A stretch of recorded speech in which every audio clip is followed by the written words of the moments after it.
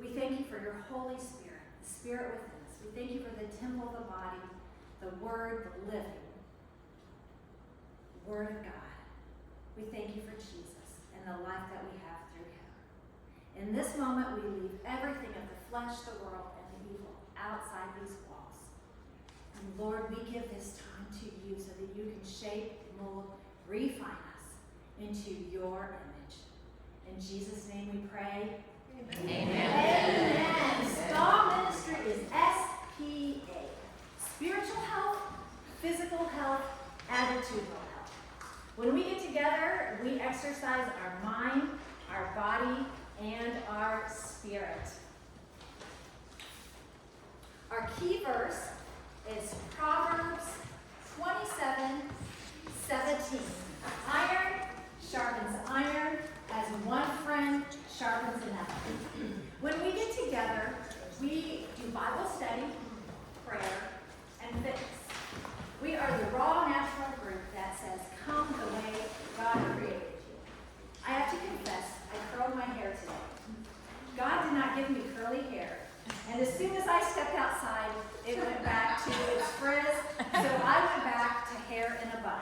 So we say, yes, no perfect people allowed here, but we are made perfect in his image. We are a community of girlfriends that meet at the beach. We have our Bible study at the beach. We meet at the park where we exercise and have Bible study. And on Tuesdays, we meet here for a pool workout. We're also starting a new Bible study. We're currently studying scriptures on the awe or reverence or honoring of God. And we're going to start a new Bible study in a few weeks on Abigail. So it's a perfect time to get involved in our pool, beach, and park ministries. Also, on Monday morning, we're going to have a sunrise workout on the dock from 6:30 to 7:30 in the morning. So you can get your in and out, get your worship on first thing. Faith is loyal. She's been a part of our 6:30 workout for quite a while now. Sunrise is amazing. Yeah. Yes, we meet on Zoom. So you can Zoom with us from your living room, or you can come and join me as we watch the sun come up under the water. Good, yes.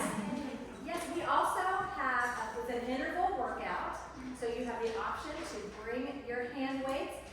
We also have a Mommy and Me ministry, so you'll see Faith on there with her 3 weights.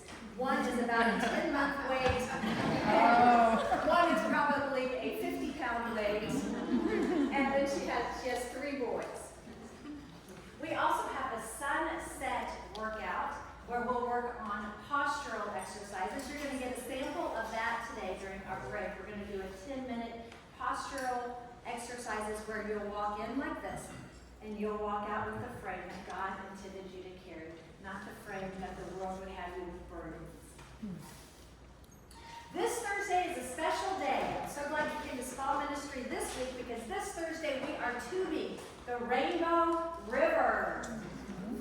So sign up for that if you'd like to join us or have availability. But typically on Thursdays, you will find us cardio drumming at Calvary East Lake. Also, we have special instructors like Bren, who comes and leads us in the cardio dance praise. We have all kinds of exercises. We have exercises for all stages and all ages of life, all seasons. So we modify for where your body is in the season. We are also at Countryside Christian the last Wednesday of the month, and we are at Harborside the first Wednesday of the month.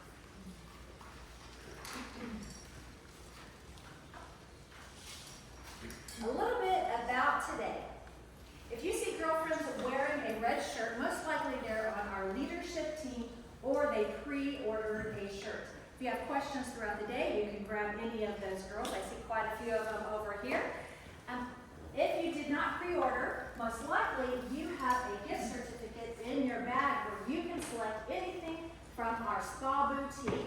We have caps, hats, visors, canvas bags, shirts, tanks. We have fitness equipment. If you'd like to try our cardio drumming, we have balls available, drumsticks available, tubs available. We also have some jewelry. Hopefully we'll have more jewelry coming up in the months to come. A few pieces today. We have tumblers and cups, and we have a wellness session. So you can use your S.P.A gift certificate to try out one of our wellness items. Dr. Serrano and I were talking about brain tapping. The S.P.A ministry has a brain tap, and we were talking about swapping and learning from one another, iron sharpening iron. So you can try out our brain tap. We have a PEMF mat. Judy and I have swapped. She has the ionic foot bath, so it's good as girlfriends to share resources that we have for healthy living. Also over there is the PEMF mat, and we have the Flex Pulse, which is pulse electric magnetic frequencies, and some wall art. So shop the boutique. Mary Kay is going to be running the boutique. Hello, Mary Kay! At the break and at the end of our morning. Also in your packet is a S.P.A survey.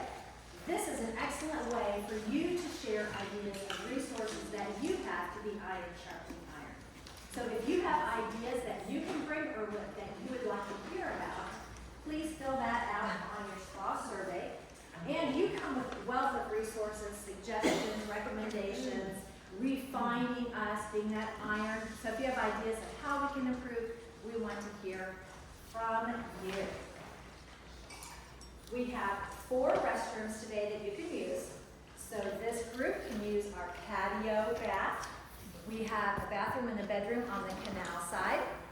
We have a restroom here on the library side. And upstairs is a 4th bathroom and a bedroom. We have a thank you for our hospitality team who brought food today for your breakfast. Anytime this morning you can get up and refill your coffee, tea, fruit infused water, both on the cafe side and the library side. So yes, we are going to be here for a few hours, but get up and move as you need to.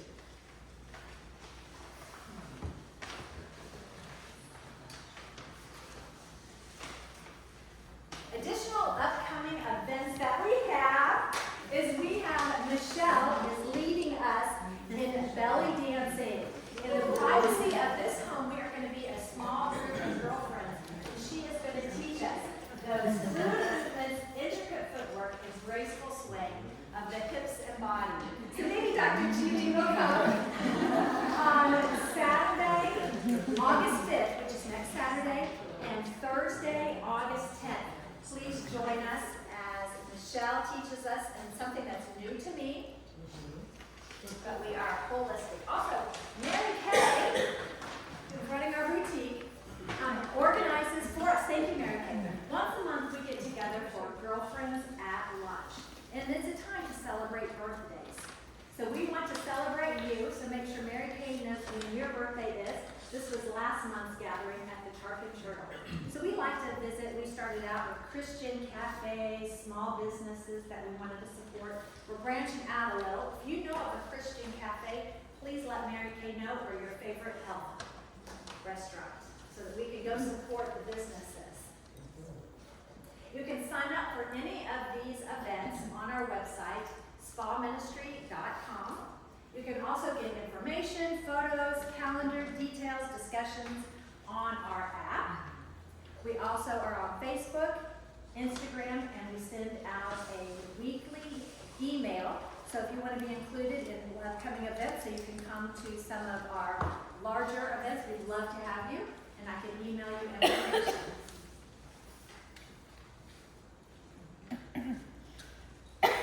Here are some of the items that were in our wellness center. We are going to have a firm schedule, or a fluid schedule with a firm finish, because we're going to finish at 11:30, where we'll break up into groups to be prayer warriors and accountability partners for our health goals. We also will take a group picture. This is our June S.P.A day, so we'll take another group picture today, right here, about 11:45. And then we have a photo booth set up around the corner where you can take your party pic wearing one of our spiritual crowns. This is our group of girlfriends wearing the crown of glory, the crown incorruptible, the crown rejoicing, the crown of righteousness,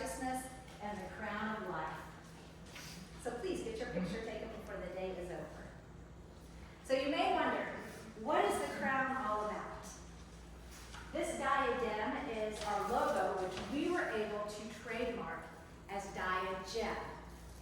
Because each gem in the crown represents you as girlfriends in Christ. Because God did not call us to live a life isolated. He called us to live in community. So I want you to pause for just a moment, put your coffee and your snacks down, and I want you to hold pinkies of the girlfriend next to you. Just for a moment, we hope that God the Father, as God the Father looks down on us, we hope we represent this crown. Locking arms, encouraging each other, leading to the cross. Because we can exercise anywhere. We can go to any chiropractic clinic and get our flesh, our bones, our muscles, our ligaments, tendons adjusted. But we work with it as well as Ignite to reflect the image of our Creator. And that's why the cross is at the top of our logo and why it's the focus of Ignite Chiropractic. You can put your arms down now. Now, in this crown, there are some that are more of our mentors in Christ that lead us and pull us up. And we have baby chips, bundled of things. But like in this room, some have more knowledge and experience than others, but we are all equal in the sight of our Lord. And that's the same at Ignite, and it's the same in the S.P.A ministry. We also want to stay S.P.A sharp. Stay sharp spiritually, physically, and attitudinally. So some of our gatherings are more fitness focused. And we're focusing more on the body. Sometimes it's more on the spirit and Bible study focused. And some are more attitudinally on the mind. Making sure that we have the knowledge to persevere well in this life. When we get together for our S.P.A sharp sessions, we share knowledge with one another on our lifestyle choices, our sleep, diet, exercise, clean environments and products, biohacking, cellular health, resilience, immune health, detox, supplements, and our blood work or our lab work. Looking forward, we're going to have some sessions coming up where we're going to share the iron sharpening iron with one another, leading up to our next S.P.A session. Save the date, is September 16th, where our speaker is going to be Dr. Alexandra Zelinka. Do you know Dr. Zelinka? Do you highly recommend they come? Yes, and we're so glad that you came today to hear from Ignite, and we hope that you can save the date and come back. So that's looking forward. We want to look back also. This was our S.P.A day that we had February of 2022, where Dr. Gigi was one of our, I'm trying to zoom in on you, but y'all see her there, don't you? One of our most featured, most frequent, and one of our favorite presenters, and she is the most frequent. Dr. Gigi, that day where we had 200 women at Calvary, spoke on immune health. Thank you for being a frequent presenter for our ministry. This is a photo of some of our leaders that helped organize that S.P.A day. And here's another party pic of us wearing our spiritual crowns. I dug deep into our S.P.A yearbook and found our first S.P.A day that we had in 2018, I believe. And if I could zoom in, there's Dr. Gigi. Yes, she's in there. And here is the spine. I think you brought the spine with you again today. It's here. And she also taught on the autonomic nervous system that day as well. Here's an image of her wearing her Hope, Healing, and Restoration shirt. That spine gets around. And this was, I also taught on spiritual crowns that day. Spiritual crowns has been a part of us from the beginning. And here's a picture of Dr. Gigi that I found, her party pic, wearing the crown of life. I also dug up a picture of myself with Brianna, who leads our Dahlia Fitness, our Monday, Wednesday, and Thursday fitness that you can join on Zoom, as well as inviting moms that bring their littles. So we're meeting early now, but the time does change based on the seasons of life. So, brings us to today, a day that we have been planning for months. Yes. Looking forward to today. So who is Ignite Chiropractic? Many of you raise your hand if you're already familiar with Dr. Serrano and Dr. Gigi. A good portion of the people because they are big into missions and outreach. Ignite is here to bring you, your family, hope, healing, and restoration. Their vision is to equip you with the necessary knowledge and tools for you to take control of your family's health and to move from fighting disease to truly building health. Ignite states that our bodies were created to heal. You are born, God-given, with everything that you need to heal and function optimally. Their job is to find the cause of interference, remove the cause, and allow you to do what your body does naturally. Heal.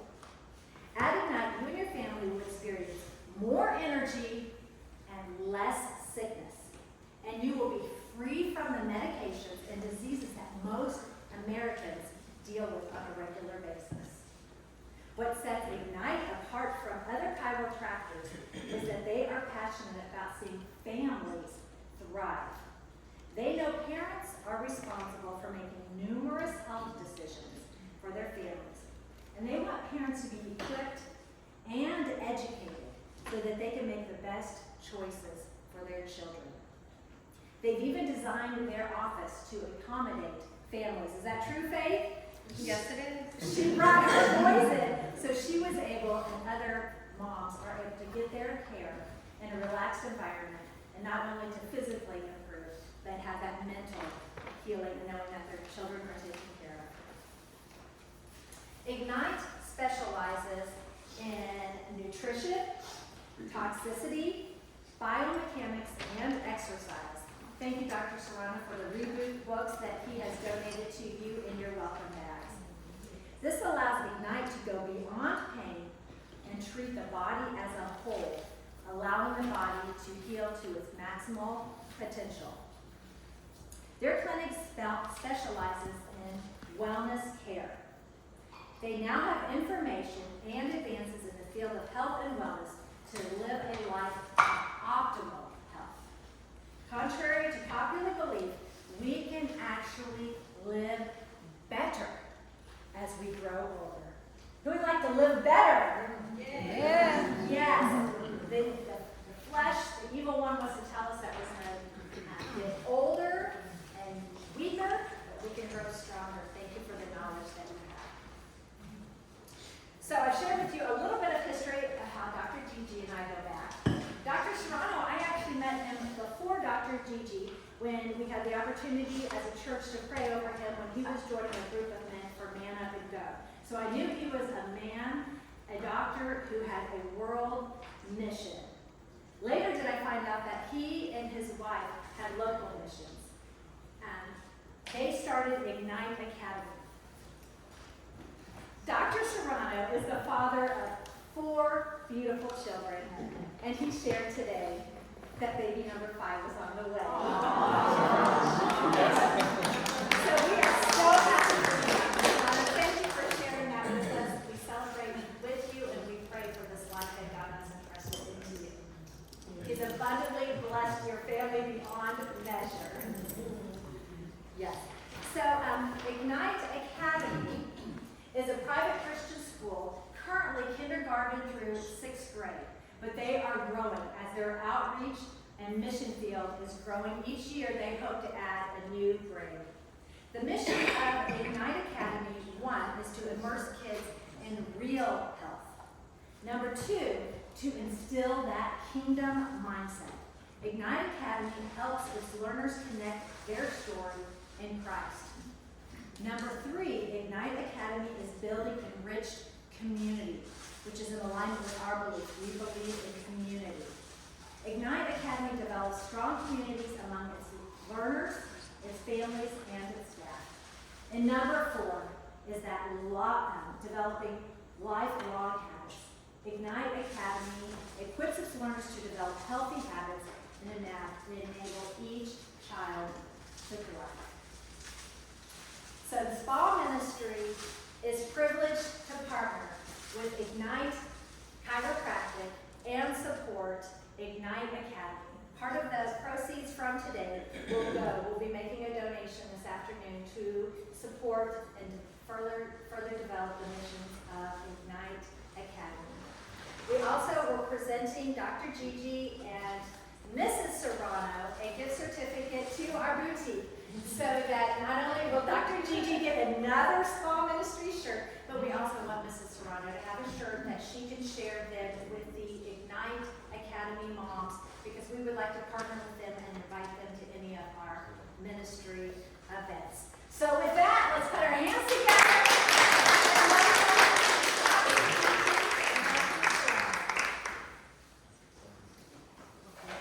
So as I plug this in and get started here, I think Dr. Gigi should pull out her phone and mark the date for the belly dancing, because she has a wedding coming up. She needs to be able to do this dancing for her wedding, right? Who thinks she should be there? No?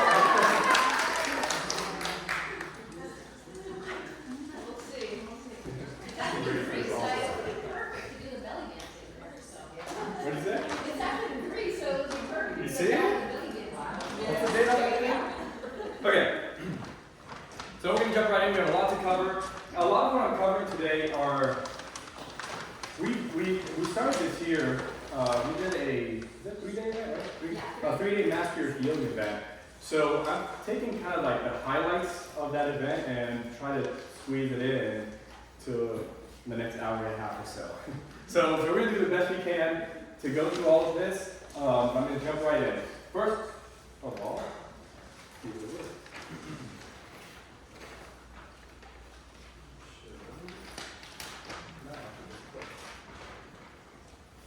there we go. What is clip here? I'm going to ask you to play full on. What I mean by this is everybody, can I borrow that and just pull it out? Sure. Everybody should have one of these. Can you pull that out if you have one, and a pen? Make sure you have a pen.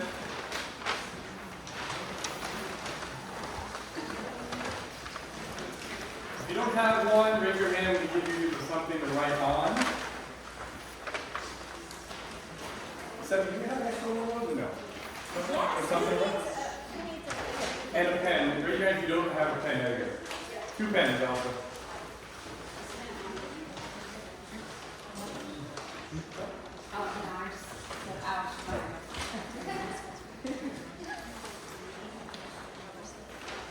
So you get those. Because I am covering a lot of information, if I sit here for the next hour and a half or so, and then, we'll have breaks and stuff like that, and you just sit there and kind of listen to what I'm saying, maybe 5, maybe 10% of what I actually say, you'll actually take action on or even remember. But if I can encourage you to play full out by writing notes, asking questions, because I am going through a couple of the concepts kind of quickly. So if you have a question, raise your hand. This is a great setting. We're not on a stage. We're here in the living room to ask questions and really get clarity around what we're talking about today. The next thing I'm going to encourage you to do is, as we're going through this, not everything's going to apply to you. Right? Some of this you're like, oh yeah, I know that, so it's going to be kind of one of those things. But sometimes, you're going to hear something today and be like, whoa, I've never heard of that. Or that's something I used to do that I don't do. Or, wow, that's a new concept that I need to really put into practice. What I want you to do is put a star next to that.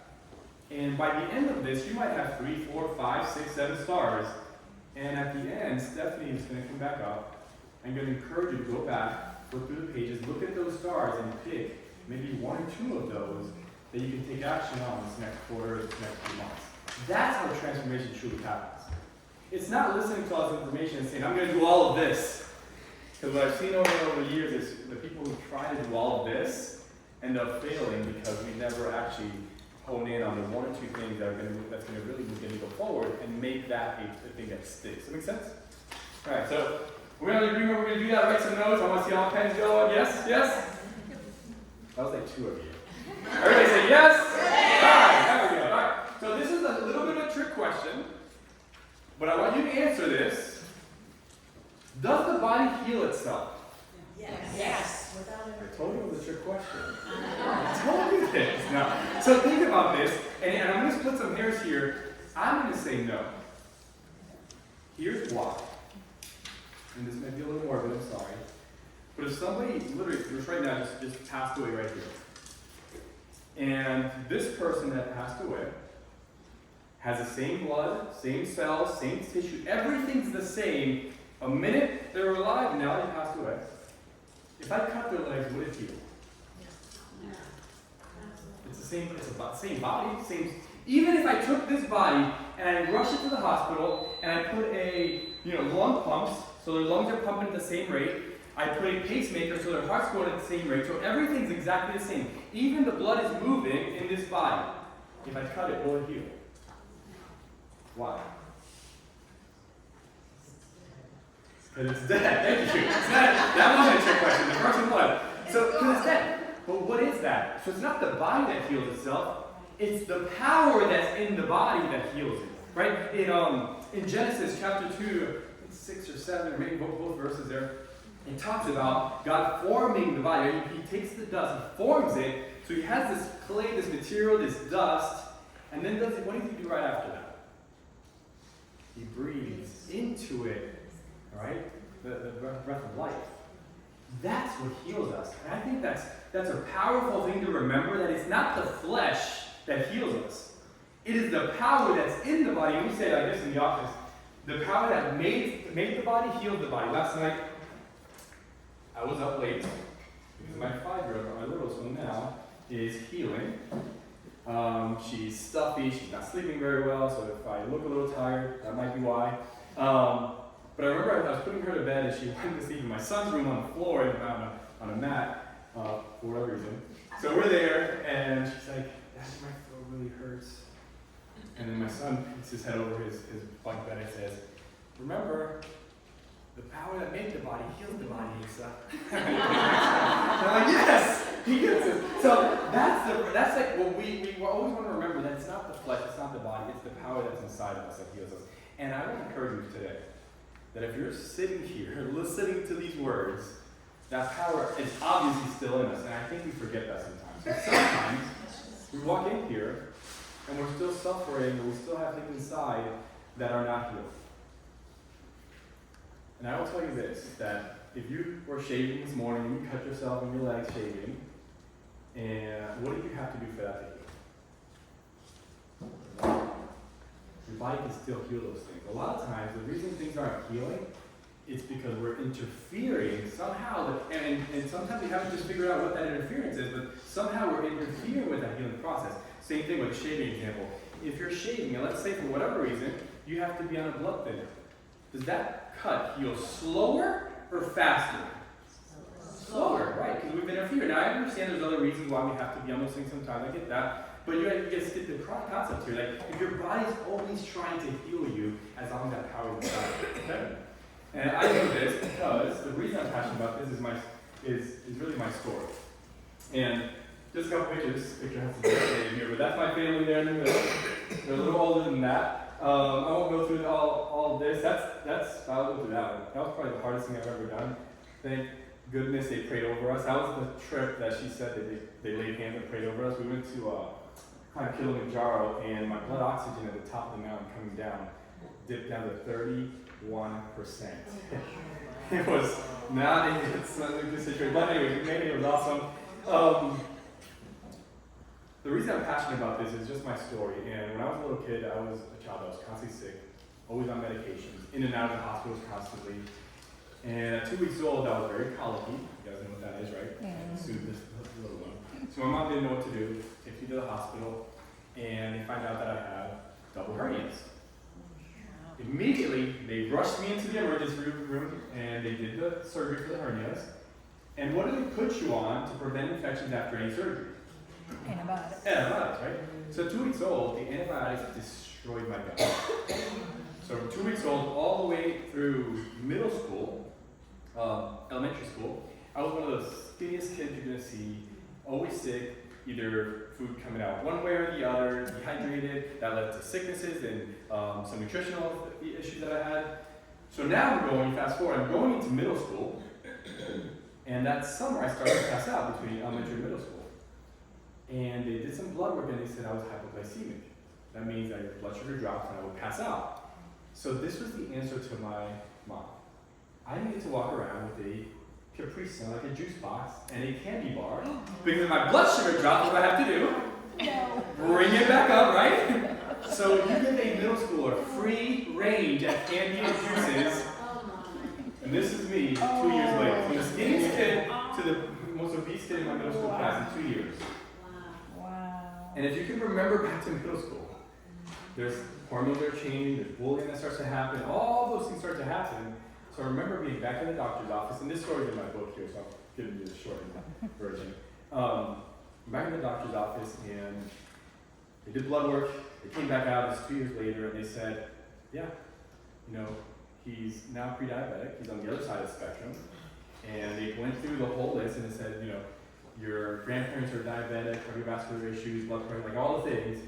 My mom's already going down that route, she has some medication she was on. And they looked and said, this is just in your what? In your genes. And I remember that, like, it was yesterday, because it was almost like this weight, like, all this stuff's happening in school. Now I got this, and I went home that day, and I went to my drawer, I pulled my drawer open, I pulled out a tie, I fastened it to the door, around my neck, I tried to commit suicide that day. And obviously, the tie broke and come up the door, and thank God he knew he had bigger plans to use that. I didn't use that story for my first 6 years of practice. I practiced for 15 years. And I was not released to use it. But now I share that story because I believe that so many parents and kids are under that yoke that people have told them that, oh no, this is just the way it's going to be. No, this is in your genes. This is you're going to deal with this forever. And not only have I seen the healing and the power of that healing in my life, but now I see my 4 kids and the surprise 5th, which is a blessing coming. And I know, and just looking at their lives and the way that their bodies are developing is a drastically different way than my body developed. And I've had to do I still have a lot of things that I struggle with and work on because of my upbringing and past. So, if somebody would have sat my mom down and said, hey, there is a plan to work on health, to build health, and not just fight disease, and that's why you heard that saying earlier. We're not here to just fight disease. That's what we're taught. Wait until something's wrong, and then we're just going to fight the disease, right? No, if somebody would have said, hey, here's what it takes to be healthy, I know that my mom would have taken those steps for me. So that's why we're passionate in our office about doing this stuff. That's why we're here on a Saturday morning. To teach you guys what does it really mean to build health. So let's start with that. Everybody write health on your sheet of paper. Let me ask you this question. When you woke up this morning, how do you know if you're healthy? What's the gauge or barometer you use? I can sleep and breathe. If you feel good, if you sleep and breathe, that's just being alive. Breathing's being alive. No pain. Yeah, no pain. Feel good. This is what we've been taught. If I feel good, I think I'm what? I'm healthy. Unfortunately, it's one of the worst barometers we can go by. Right? And think about this. If you have a headache, what are we taught to do? You know, take a medication. Does that medication make me feel better? Yes. I mean, in a lot of cases, the headache goes away, right? But does that medication actually build health in my body? No. Yeah, it's destroyed the liver, unless all the other side effects. But think about this, though. Why do I say it's the worst barometer to go by how we feel? Not saying we don't want to feel good.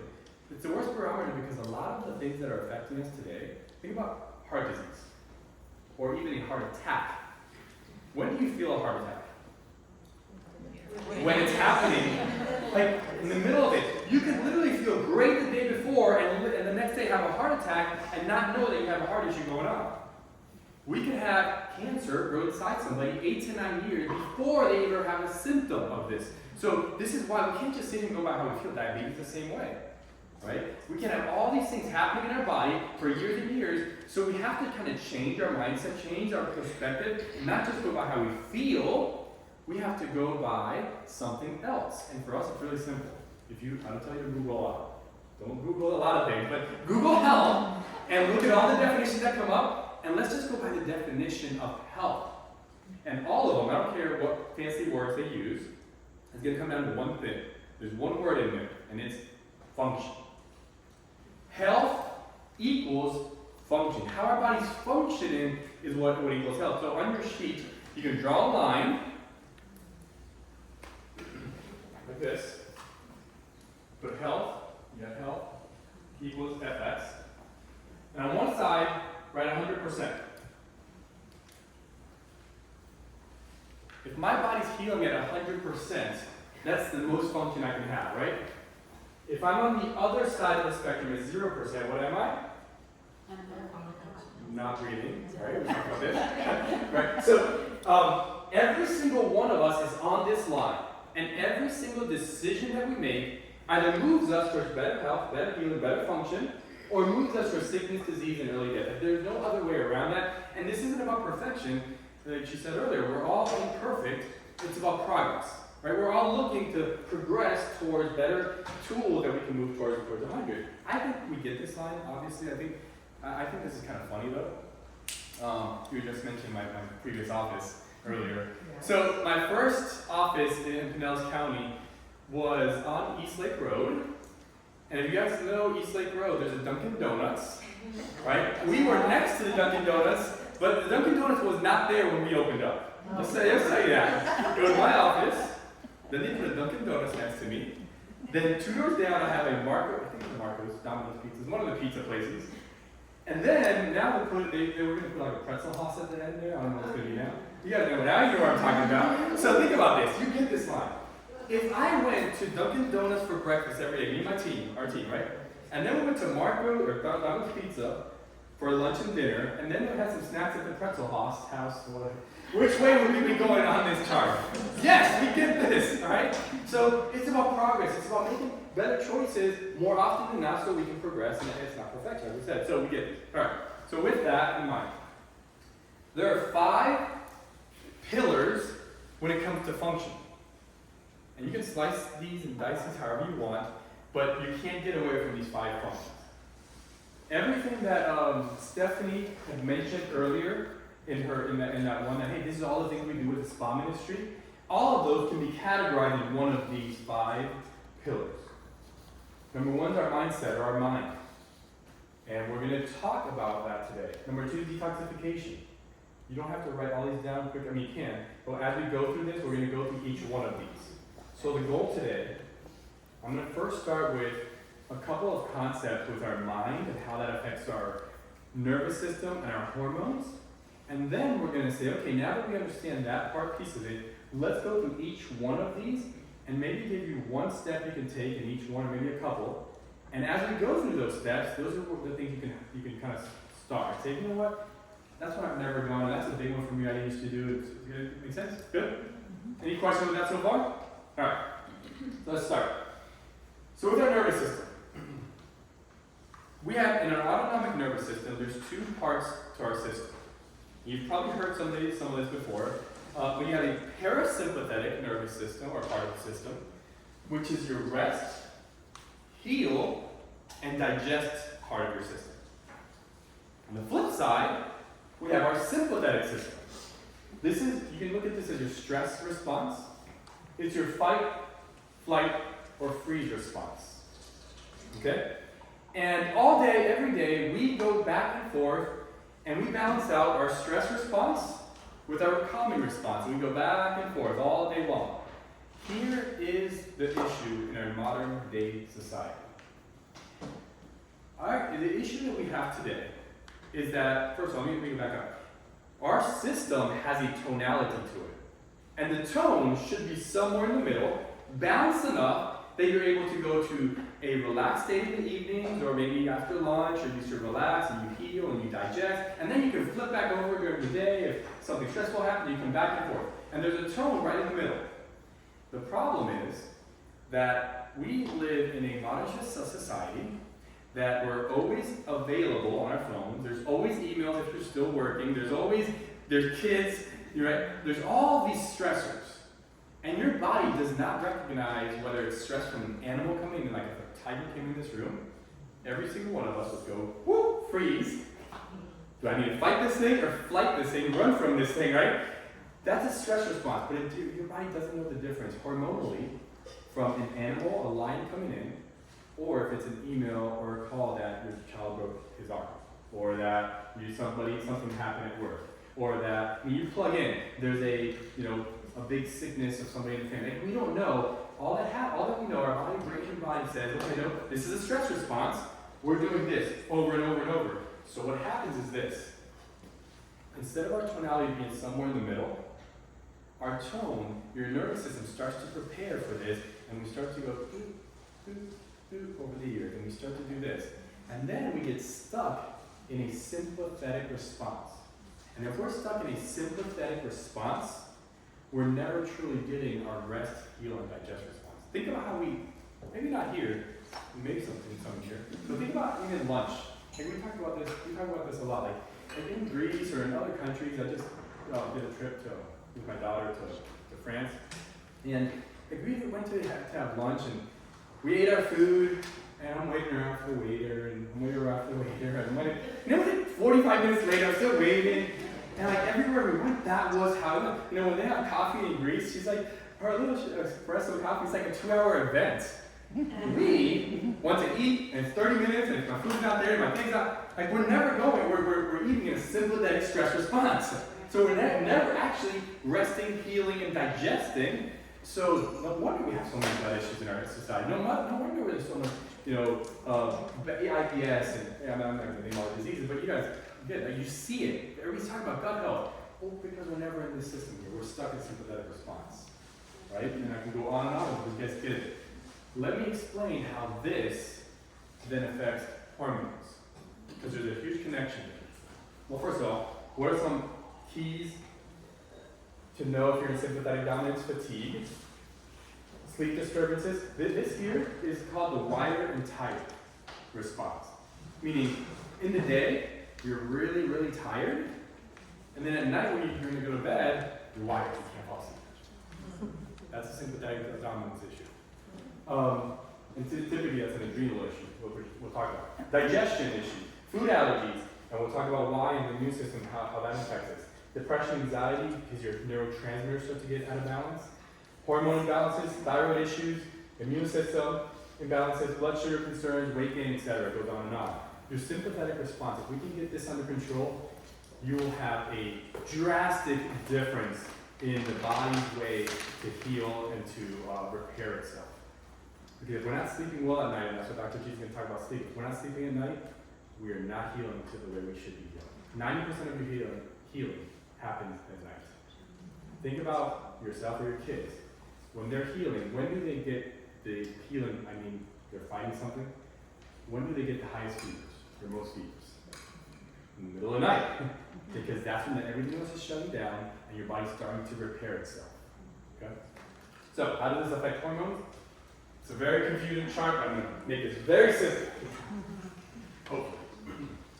And you probably can't even see those words out there. So, the one thing, this is how all hormones are made in your body. All steroidal hormones. Steroidal hormones are your sex hormones. That's your progesterone, estrogen, testosterone. All those hormones come through this pathway here. And these are, you only need to know like 3 or 4 things here. Number one is, all of these are made from cholesterol. So I'm going to put CHO for cholesterol. Cholesterol comes into this pathway, takes several steps, and then it gets to this product called pregnenolone. From pregnenolone, this is the key molecule here. This molecule now has the ability, depending on what your body needs, to split one way. You see it here, pregnenolone splits the DHEA and makes estradiol or estrogen and testosterone. So over here you have estrogen and testosterone. And yes, females, we all need estrogen and testosterone, all of us need it. Then it also splits the other way and makes, what's the other hormone to balance this out? Progesterone. That's over here. So you see, there's a balance and a split here. Here's the problem. Pregnenolone makes this estrogen, makes progesterone, and there's this beautiful balance of when you need that in the body, and even as we age, as we go past that, but there's still these hormones that have to be balanced. They're really at a different level, but they still have, there's a balance there. Here's the problem. When we are under a stress response, a sympathetic dominance, to make stress hormone, which is called cortisol, you guys understand cortisol, there's something in the body called the pregnenolone steal. It needs to use this pathway to make cortisol, or stress hormone. Meaning, it needs to steal pregnenolone from progesterone pathway to come over here to make cortisol. Now, cortisol is made in the adrenal glands. So if we're living in a state that is, your nervous system is stuck in this sympathetic dominance, what we start to see is that these two hormones here start to get out of balance. Progesterone and estrogen balance gets off. We call that estrogen dominance starts to happen, right? And we know what can happen with estrogen dominance. Different cancers, all sorts of other issues can start happening. But our body keeps on doing this. It will do the right thing. Your body will do what it needs to try to get this in balance. One of the first things it does, it raises what? Cholesterol. And then what do they tell us to do medically if our cholesterol goes up? Take medication. So let's just bring that down. It's not a good thing. No, your body's doing God made your body to heal this stuff. You're raising cholesterol naturally because it's trying to feed the pathway. But we're not talking about, hey, let's get our sympathetic dominance in hand. Let's just go take cholesterol down, right? And that's a whole other talk I have on heart disease and cholesterol by the time you get to cholesterol. But then your body then does several other things to try to get it in balance. Can you guys see how a lot of times, and I get patients all the time that come in, we get patients, I want to do some hormone testing, I want to get my hormones in balance. I'm like, I get it. I get that's what they're teaching out there, and that's what you're hearing everybody talk about. What we really have to do is get your nervous system, your sympathetic and parasympathetic in balance. Because if we do that, some of this will start healing itself. It's not just let's plug in some more hormones in here. That's still downstream. You guys make sense there? So this is how we view this. We talk about, Stephanie talked about going into the cause. We want to go to the deepest level. Like, where does this all start? Start there and then start working our way down through the whole process. In some cases, yeah, this has been this long enough that we have to deal with over here. But I just had a patient come in, Christina, and she was about to spend like $5,000 on functional medicine because she's been to the doctor, and I'll talk about this later too, that they did all the blood work, did all the thyroid symptoms, but all the blood work comes back what? Normal. It's all negative, it's all good. He said, but I have all the symptoms. And I said, yeah, I get it, I hear that a lot. She's like, so I'm gonna go to functional medicine, it takes $5,000. She comes to the office, and we start to go through these 5 essentials, and literally within a month and a half, 2 months, she's like, yeah, that was a very nice. She just did one thing, which I'll share later. One thing, and she's like, yeah, all the symptoms are gone. And it's like, why? Because her nervous system, she's a mom, she has kids at home, she's a working mom, and she's go all the time. We just have to get her nervous system back in balance. So, any questions with that? Good? So, let's, this is another thing. Another thing that we have to be careful of is that not understanding how the body works in combination. One of the main things I see now is thyroid is the big one we're seeing, and there's a lot of different reasons for that. But a lot of times we just attack the thyroid, right, and treat the thyroid. But the thyroid works in combination with sex hormones and cortisol, or stress. And it's like a three-legged stool. If I take one of these off, it's going to get wobbly, it's going to fall down. So these are always working in balance with each other, right? Let me put it this way. If I am stressed out over here in a sympathetic response, is my body thinking and preparing and wanting to have sex over here? No, it doesn't work that way. You can't be in a stress response and a growth response at the same time. Your body does not do that, right? So thyroid, if you're in a stress response, your thyroid has to kick up metabolism for a short little time to try to get you out of the stress response, and eventually it tires out and then it goes low, and we're hypothyroid, and now we're treating the thyroid, not really treating the stress response over here. Make sense? So it's also, you have to be careful that we're not just treating the one thing and looking at how these work together in conjunction with each other, so we can actually get the body to start healing. All right, so with that, health equals function. We're not going to know how we feel. As we function better, we will feel better. We should start to feel better. And now we can start to go to the number one, is the mind. And there's so many different ways that we can approach the mind. We want to approach it from the sleep perspective. Because we believe that that is one of the major things that can really start to get all of this back in balance. We know that's the case.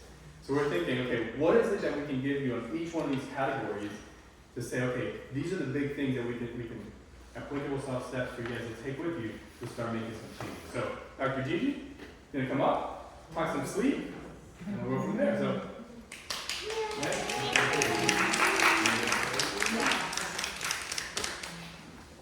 Perfect. Okay. So if I told you I had this magical pill that's gonna make you look younger, your immune system is gonna get boosted by it, you will prevent cancer and heart disease and diabetes and weight gain and Alzheimer's, and it will make you more creative, more productive, your mood will be more stable. Would you want that pill? Yes, I think everyone. And actually, everyone has this already. It's not a pill. It is quality sleep. And the key word is quality, because we all sleep. There's no human being in the world that's alive that hasn't slept at least for some hours.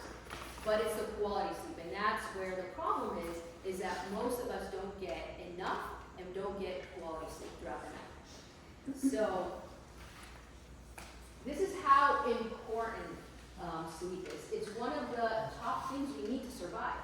I mean, we can go longer without food than we can go without sleep. And obviously the biggest problem is internet. We can't go without it even an hour. Right? So I'm going to briefly go through the stages. The biggest thing to know about this, I mean, there's different stages throughout our sleep, but it comes down to from 1 to 4 is non-REM sleep, which is non-rapid eye movement. And then the last part, the last phase is our REM sleep, and that's during our dreaming state. If you have kids, you've probably seen their eyes go at some point when they're sleeping crazy, right? That's the rapid eye movement, and that is when they're in that 5th stage.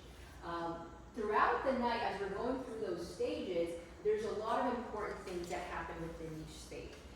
In the lighter sleep, we get a lot of that muscle memory, which is things like when you learn how to, drive, or remembering how to get somewhere. This is muscle memory that gets built, and this is how we incorporate in our brain and our bodies through that light sleep, through those sleep cycles.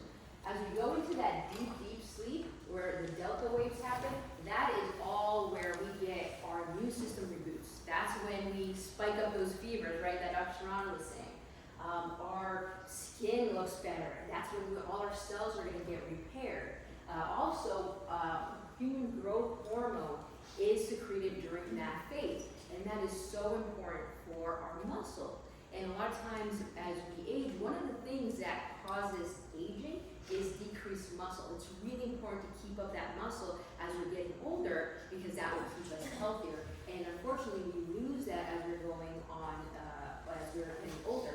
That's why kids have a lot of this. That's why they grow, they need it, right? And then the last part, where is the REM sleep, the dreaming part, that is so important for our mental state. It is we emotionally process our whole day. We get more creative during that time. Our neurons in our brain synapse in ways that they will never synapse while we're awake. That's why we see these crazy dreams at night. We're like, why did I even dream that? And that will make us think out of the box. It will help us, find solutions to things that the previous day seemed like it was so hard. So it's really important to get all those phases. What happens is, to get through all these stages, you need about 90 minutes to go through that. And that happens throughout the night. We do those 90 minutes about 5 to 6 times, because we want to be asleep about 7 to 8 or 9 hours. Kids are need a little bit more, so around 9 hours. For most adults, around 7.5, 8 hours is a great portion of time to sleep. So as we're cycling through, the interesting thing is that in the beginning, the first few cycles of those 90 minutes is heavily on deep sleep. It stays in that non-rapid eye movement area. So that's where all that healing, right, happens, all the rebooting our immune system. And then as we go later on into the more earlier time in the morning, that's where we have actually more REM sleep. That's our emotional processing. So if we, for example, sleep for 5 hours, right? What happens is we miss out on most of that REM sleep. So you probably noticed if you like sleep a little bit later in on weekends, you sleep a lot, you remember a lot more dreams than you do when you have to wake up a lot earlier. You don't get all those full 7 hours. It's because you haven't stayed enough in that REM sleep. So it's really important to get all those hours of the 7 hours. It's not like, oh, I'm gonna just, get 5 hours and I'm okay, at least I slept 5 hours. It's because there's different things that happen in each stage and you need all those things. So, what happens when we don't get enough sleep? A lot of bad things, unfortunately. From what Dr. Sharon was talking about, increased sympathetic activity, that cortisol level spikes up. So, a lot of hormones get unbalanced, and one of the biggest things is the cortisol with melatonin. So melatonin, most of you know that, maybe some of you take melatonin at night. And we'll talk about the melatonin, because a lot of people don't realize it's actually a hormone. So they work in balance. So if your melatonin is high, your cortisol is going to be low. If your cortisol is high, then your melatonin is going to be low. So if your cortisol is really high at night, guess what? You won't be able to get prepared. Your body won't be getting prepared to go to sleep. So it's a fine balance that we need to have.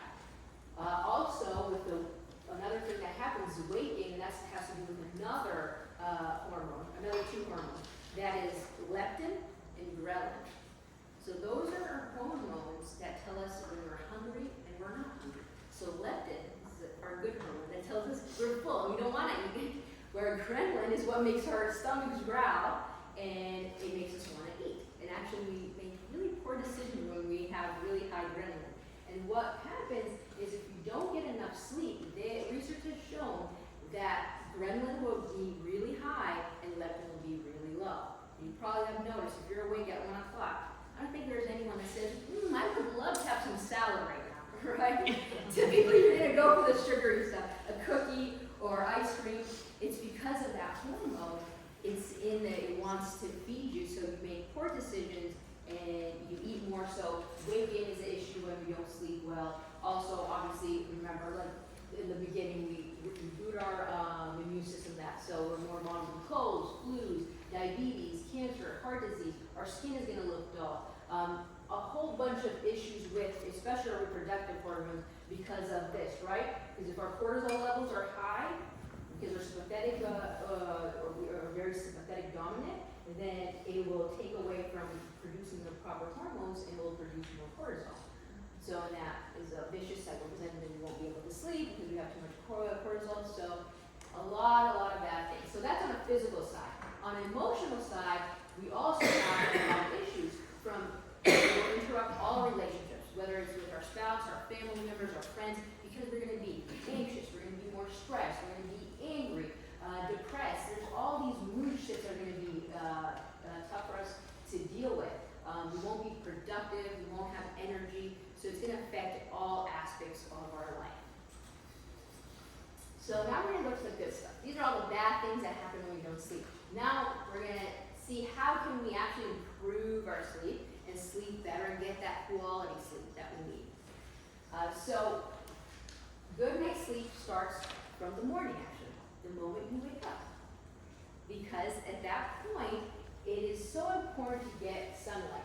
What they've seen is getting about 10 minutes to 30 minutes of direct sunlight in the morning hours from 6 to 8, which is perfect because you said about the sunset. So join Stephanie and look at the sun in the morning, because that is going to help reset your circadian rhythm. And the circadian rhythm is that internal clock that we have in all our cells, and it will tell us when it's time to sleep and when it's time to wake up.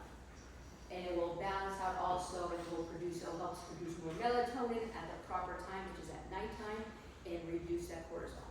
So very important. Caffeine. I know you're not going to like me with this one, but it's not that it's bad. It's when we actually drink it and how much we drink of it, right? So caffeine has a half-life of 6 hours. What does that mean? It means that 6 hours from the moment you drink that last sip of your coffee, 6 6 hours later, you have half of that coffee running around in your body. And that's a stimulant. It's exciting. You won't be able to sleep if you're sleeping now drinking coffee like at 5 o'clock, or you had, 2 or 3 coffees by that time, you have even more caffeine running into your body. So trying to put up for a curfew, I like to drink my last coffee would be before 12 o'clock. Also, for some people, if they don't, coffee doesn't really give me energy, I don't need it for that. I like to flavor it, I like to, have it in the morning. So I have switched to other things like mushroom coffee that has a lot less coffee in it, or you can do tea and decaf, which will also be, you'll get that coffee flavor, but without all of the caffeine in there. And then a little side note with coffee, what happens with coffee is actually, and this is why a lot of people crash too after coffee's out of your system. I'm going to do a big side note, I guess. So a lot of people think that melatonin is what puts us to sleep, makes us to go to sleep. That's why a lot of people don't take it in the evening. Actually, melatonin only prepares our body for sleep. What actually makes us sleep is the buildup of a thing called adenosine. This is basically a waste product from our energy cells. And the more things we do, the more energy we exert, the more adenosine we make and we build up in our body. And that's good because we want to have a healthy buildup throughout the day where we come to the point where at night we're ready to go to sleep because we have enough adenosine buildup. What happens with coffee will go to the receptors of where adenosine will attach, and it will attach there. So now all this adenosine is building up in the surrounding area, can't attach to anything, and then once coffee is out of your system, it will go real fast and grab onto the receptors, and you will completely crash and feel tired after that. So that's what happens with coffee, basically. Another thing to have in mind is alcohol. Trying to avoid alcohol at the, at night. I know that's when we drink it, right? When you go out at night, that's mainly when you do that. But there's some ways to, get around that.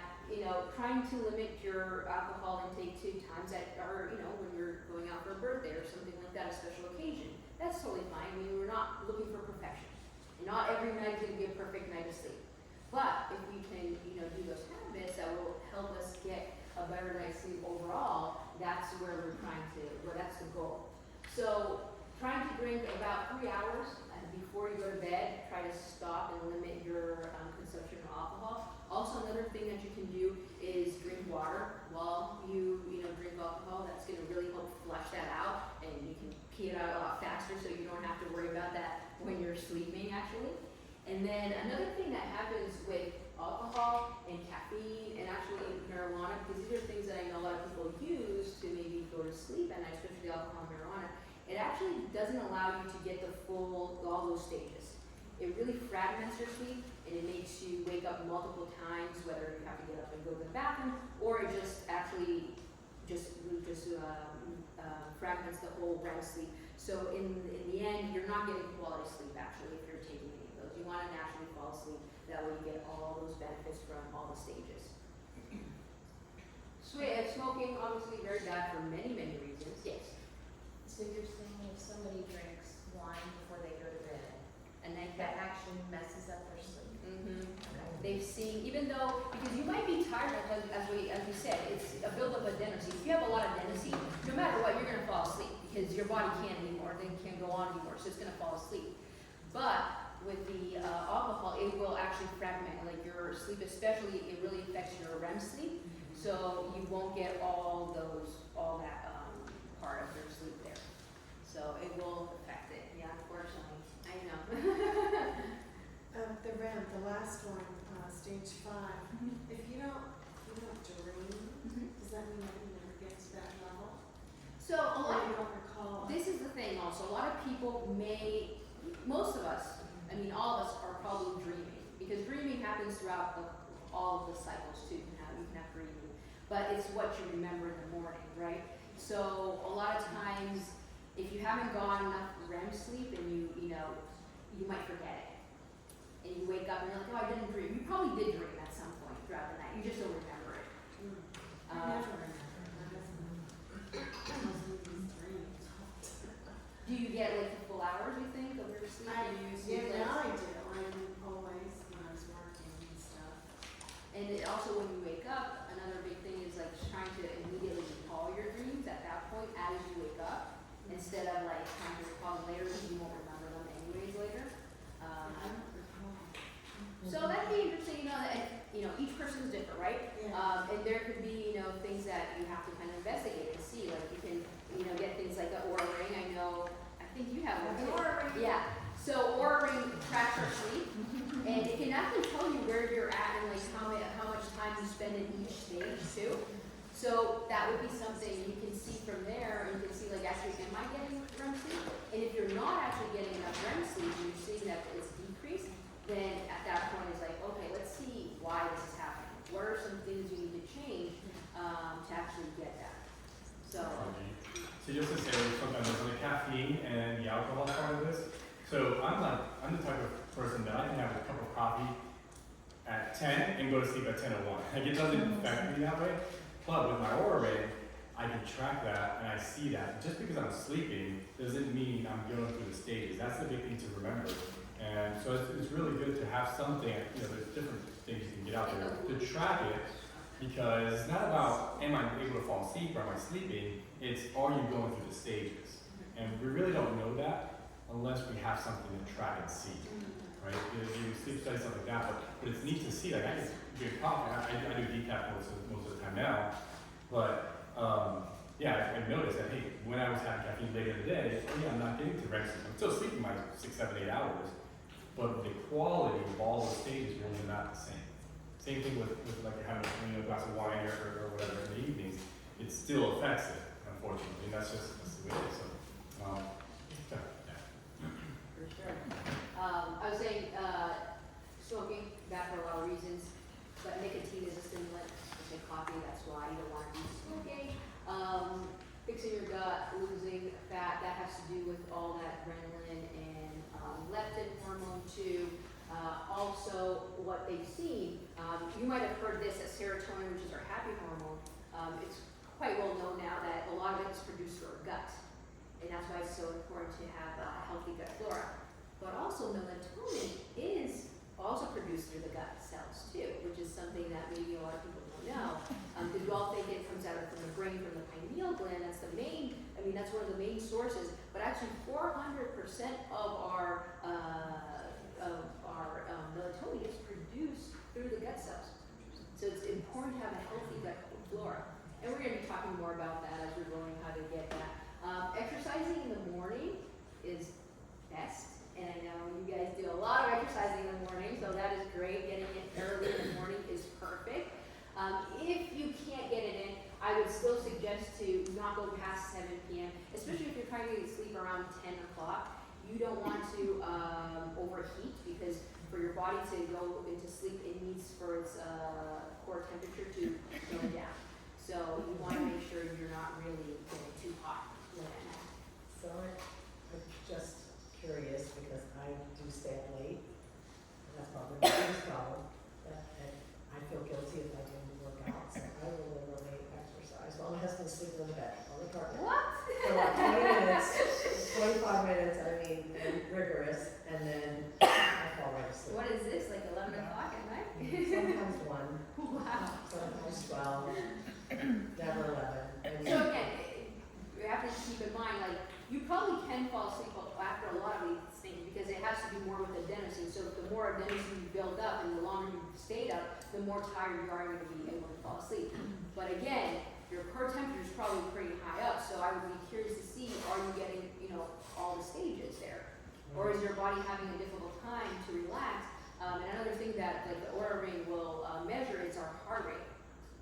And a lot of times, if you had a stressful day, I'll see like my beats will be pretty high up, and that will interfere with how I'm sleeping too. I was curious So- if that was not a good thing to do, but I just feel so guilty that I haven't done anything. I'm like, you have to exercise.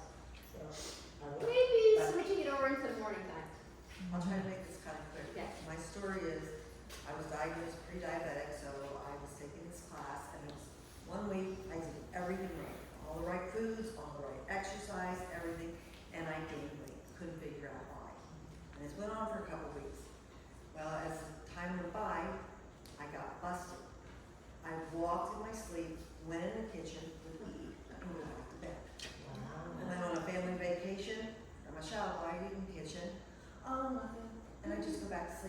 where does sleepwalking come fit into this? Sleepwalking, actually, a lot of people think it happens at the rapid eye movement during dreaming.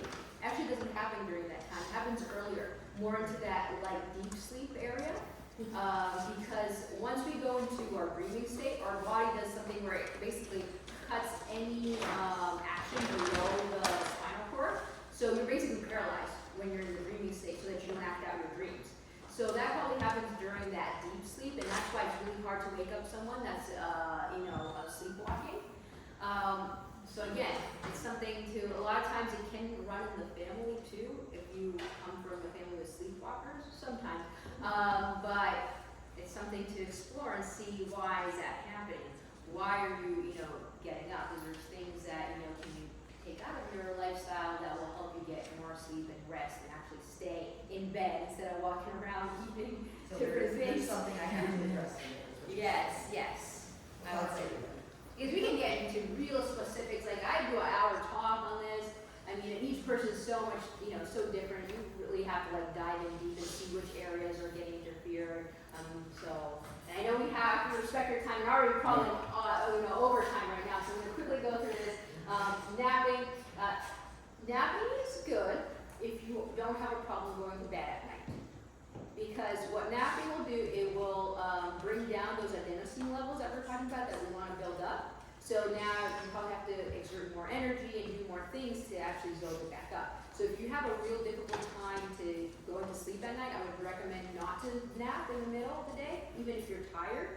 But if you don't have that problem and you're, you just want to do a power nap and it helps you, stay refreshed. A lot of, communities like in Greece, we do siestas. As he was talking about, Europeans are a lot more relaxed people like this.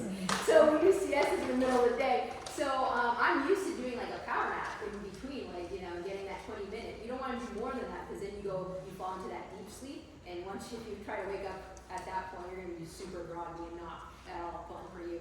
So try to do 20 minutes of sleep. That a nap is totally fine, as long as you don't have a problem falling asleep at night.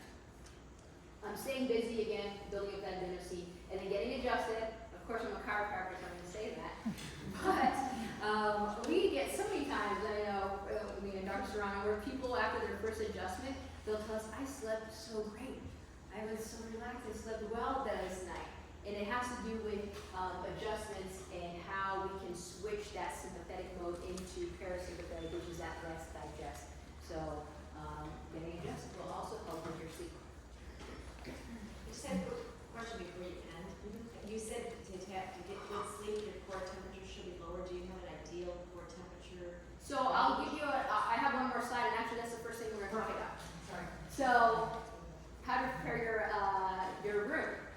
So core temperature, I don't know exactly like the core temperature of each person is kind of different. It depends, and everyone is unique. But what research has shown is you want to have your bedroom at about 65 degrees. So it's cold. It's cold. And if somebody has cold feet, obviously you want to put socks and warm up your feet. It's really important when that comes for them to fall asleep, because you won't be able to fall asleep if you have cold feet.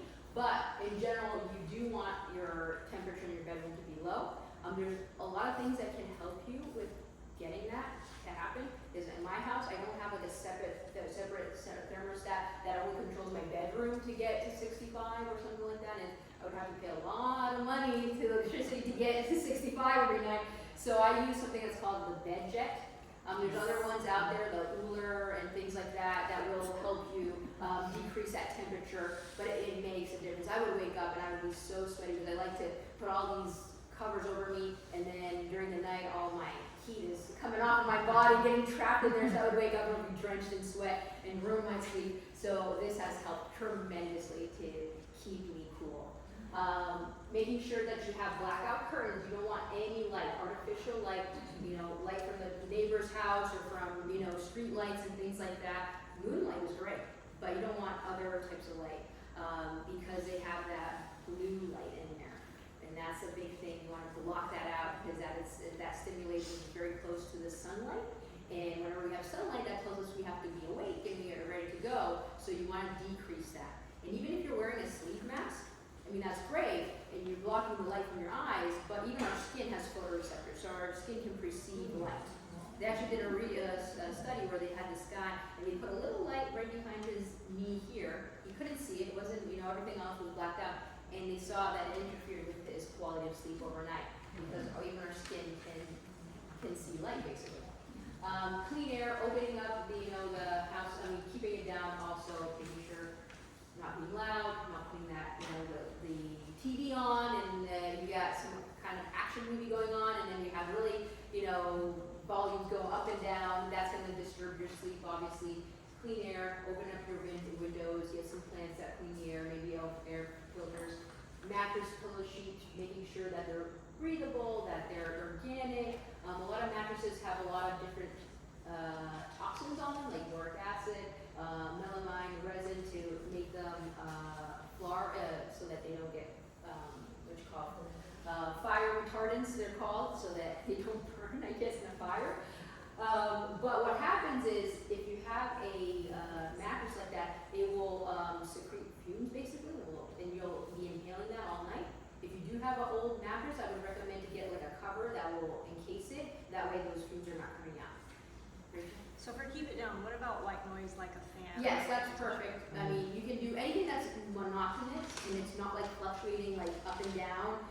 Is fine, like white noise, maybe fan, AC going on, like things like that are okay. Yeah, and they can drown out other noises from neighbors maybe and things like that, so that's fine. Last part, okay. I feel like I'm on a race of time here. Really important, getting to bed at the right time. Maybe that's for Judy. Yeah, because if you want to, if you know you have to wake up a certain time in the morning, then give yourself enough time to, go to bed and get that full 7 hours. The best time they've seen, the best quality sleep you get is from 10 to 2 o'clock in the morning. So if you can be sleeping during that portion of the night, is really good. So we get a lot more benefits and we go through the stage a lot easier. Avoiding screens, as we said, blue lights. I mean, our TVs, our phones, our laptops, all that has blue light. And blue light is just like sunlight. So we want to decrease that. So try maybe an hour before you go to bed to not have any of, any type of screen in front of you is going to be really important so that you can actually fall asleep at night. A lot of our phones nowadays already have that night mode, so it will make it into those orange and like yellowish colors. Orange and yellowish colors don't affect your sleep at all, actually. And they think it has to do with back in the day when there was no electricity, people used, fires and candles and things like that at night. And actually, it can actually help you go to sleep. If you've been, a campfire and you're like looking at the fire, you kind of feel sleepy and drowsy afterwards, it actually helps you go to sleep. So you can change your lights in the house in general and dim them down and put like yellow lights, and there's yellow or red bulbs that you can put, and you can use those instead. Taking a hot bath or a shower an hour before you go to bed. I know it sounds contradicting because we just said we want to have our core temperature to be lower, but actually when we take a hot shower, it will open up our pores, and that will actually release a lot of that heat, and we'll be able to decrease our core temperature a lot faster and easier. Doing boring things like maybe reading a book instead of watching a very interesting movie would be probably preferable, and choosing your position. So that's important because a lot of us may have, we can't get in a comfortable position. So making sure that we, figure out whether it's a shoulder issue, a hip issue, neck pain or anything like that, we want to get rid of that so that you can actually sleep and not have discomfort. We see a lot of patients with, those type of issues. So there's things that you can do to help with that. In generally positioning, I would recommend either on your side or on your back.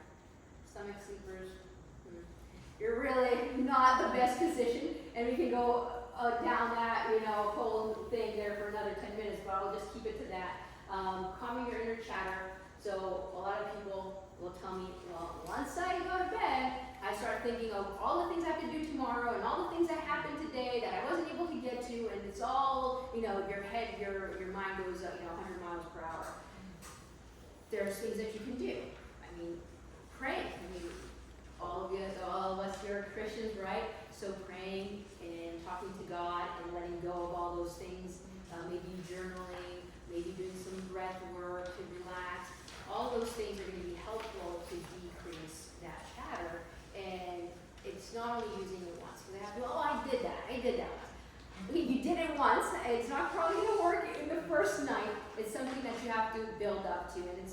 also you have to train so that you can get to the point that now you can release all that stuff and not take it when you're in bed. And then sticking to a routine is really important.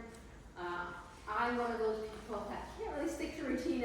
That's my struggle. Every weekend I stay up later, and then every Sunday morning, like I said, Monday morning, I am like, I shouldn't have slept so much during the daytime on the weekends, because then it throws off everything, and I don't get enough sleep on during that Sunday, Monday time. So keeping to a good schedule and waking and going to sleep and waking up at the same time throughout the week is really important. Obviously, we're going to have the times that we won't be able to do that. Yes, you know, we're people. We're going to have, you know, we're going to go to parties and do things. It's not going to be where we have kids and they're going to wake us up. But again, we're not looking for perfection. We're looking overall, most of the time, being able to get all that quality sleep. So that's it. I am done. On the other screen, it said boric acid, did I miss them? Yeah. What was that? These are different toxins that they put in the mattress. Yes, a lot of them are put in the mattress, how the way that they just make them. And they'll put stuff. You can get mattresses that don't have them, obviously. If you get organic, you know, they can be from cotton, from bamboo, things like that. But some will definitely have them. We're gonna take a 2-minute break. We're 2 minutes, we'll come back right back, just so you can get, you know, water, bathroom, and we'll come right back. Okay? Yeah, there is a lot of good information that Dr. Gigi and Dr. Serrano have shared with us. Want to let you know that the video will be on our SPAministry.com website. So we'll get that uploaded as soon as we can so that you can review it and share with your friends and family that you love, that you know who could benefit from this message. We also have on our SPAministry.com website, you can go back and listen to Dr. Gigi talk about immune health that she spoke with us in 2022. So we hope that you'll utilize that.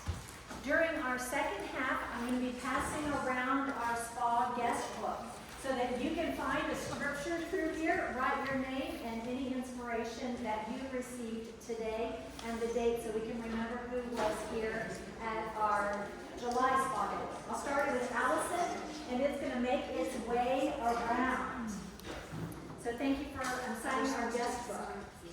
I'm going to book an appointment with Ignite Chiropractic. Thank you for everything that you have shared with us today.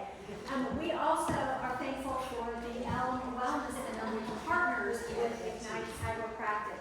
And we hope to host a spa day with them, or a spa evening, where we can learn more about the additional complimentary accessory services that partner with Ignite. I was drinking from our Spa Ministry cup over here. Make sure if you would like to purchase one of our spa tumblers that are thermal, they're available in the boutique. We have trash cans and beverage stations on both sides. I did the restrooms for you to use. Dr. Gigi and Dr. Serrano mentioned the Aura Room. This is something that I can share more with you if you would like to check out your REM deep sleep. See me and we can make arrangements to see how your sleep patterns are tracked through Aura. And again, write your health goals in the sheet, the half sheet that is in your envelope so that we can be prayer warriors for one another at the end of our presentations. Thank you all.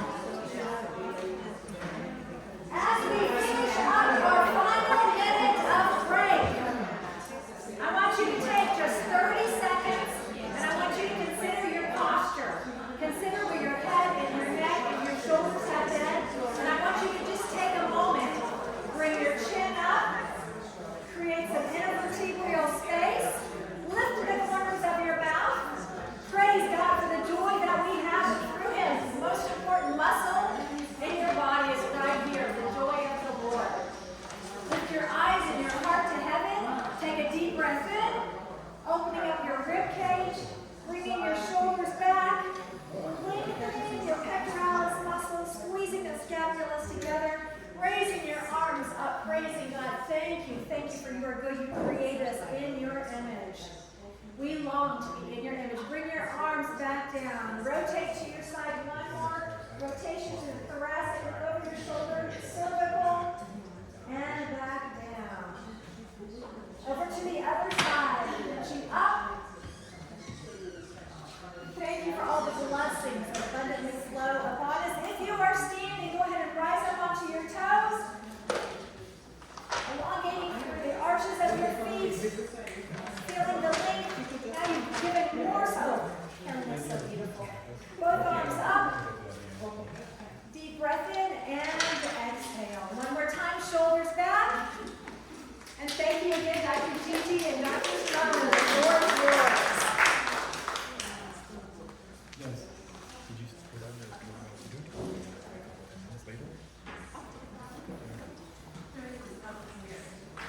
We'll see you time.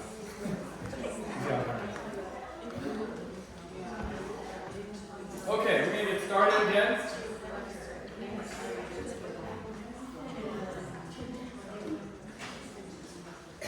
So we'll make our way back.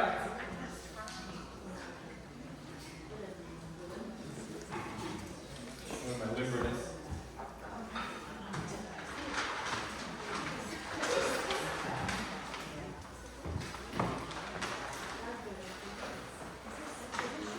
Give people 30 more seconds.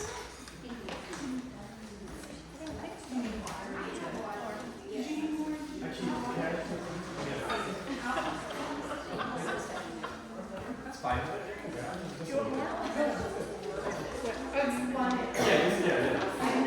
Sorry. Sorry. There you go, you got it. Thank you.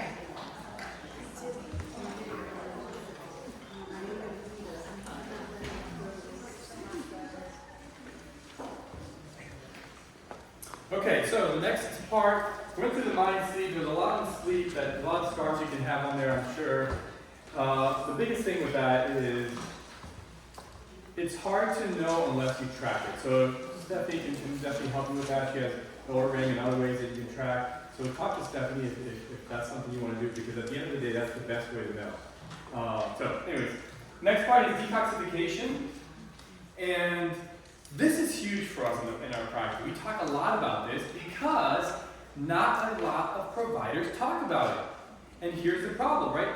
We know, just look at this, toxins are artificial chemicals that interfere with the proper function of our what? Hormones. Neurotransmitters and can alter gene expression. This is we know this happens, but have you ever been in your medical doctor, and I'm not speaking about a person, the person's great, it's just the training that they have, and in front of them, you sit there, him or her, and have they asked you, how about toxicity levels? Are you doing anything to cleanse your body, to detox, to make sure that we're as clean as possible, so that we're not having these interferences? Because we know that these chemicals can attach onto different receptors and mimic different hormones, right? We all get that. You see it now in the supermarkets. BPA free also. Why? Because we know some of the plastic mimic estrogen. We know that some of the other chemicals can cross the blood-brain barrier and cause neurological issues. So that's why I'm really passionate about detoxification, because of that. How do we get toxic? It's this big fancy word called bioaccumulation. Bioaccumulation, it's simply this. The way I like to picture it, it's like a bucket. If I start pouring water into this bucket, and I don't stop pouring water in, what happens to the bucket? It overflows. This is exactly what happens with toxicity in our body. It's not that there's one thing that causes all this stuff. It's that even from mom to baby, prenatally, we know they've done studies where they take umbilical cord blood and they see over 200 different carcinogenic chemicals that are being passed from mom to baby before the baby's even born. So then we wonder, why do we have so many kids that we're seeing with all these different rare cancers? Yes, they're rare because we've never seen this amount of toxicity in our environment. So we don't know what these things can cause and the different genetic expressions. Medications, whether they're saving our lives or not, there's still something your body has to process. It is a toxin that your body has to process.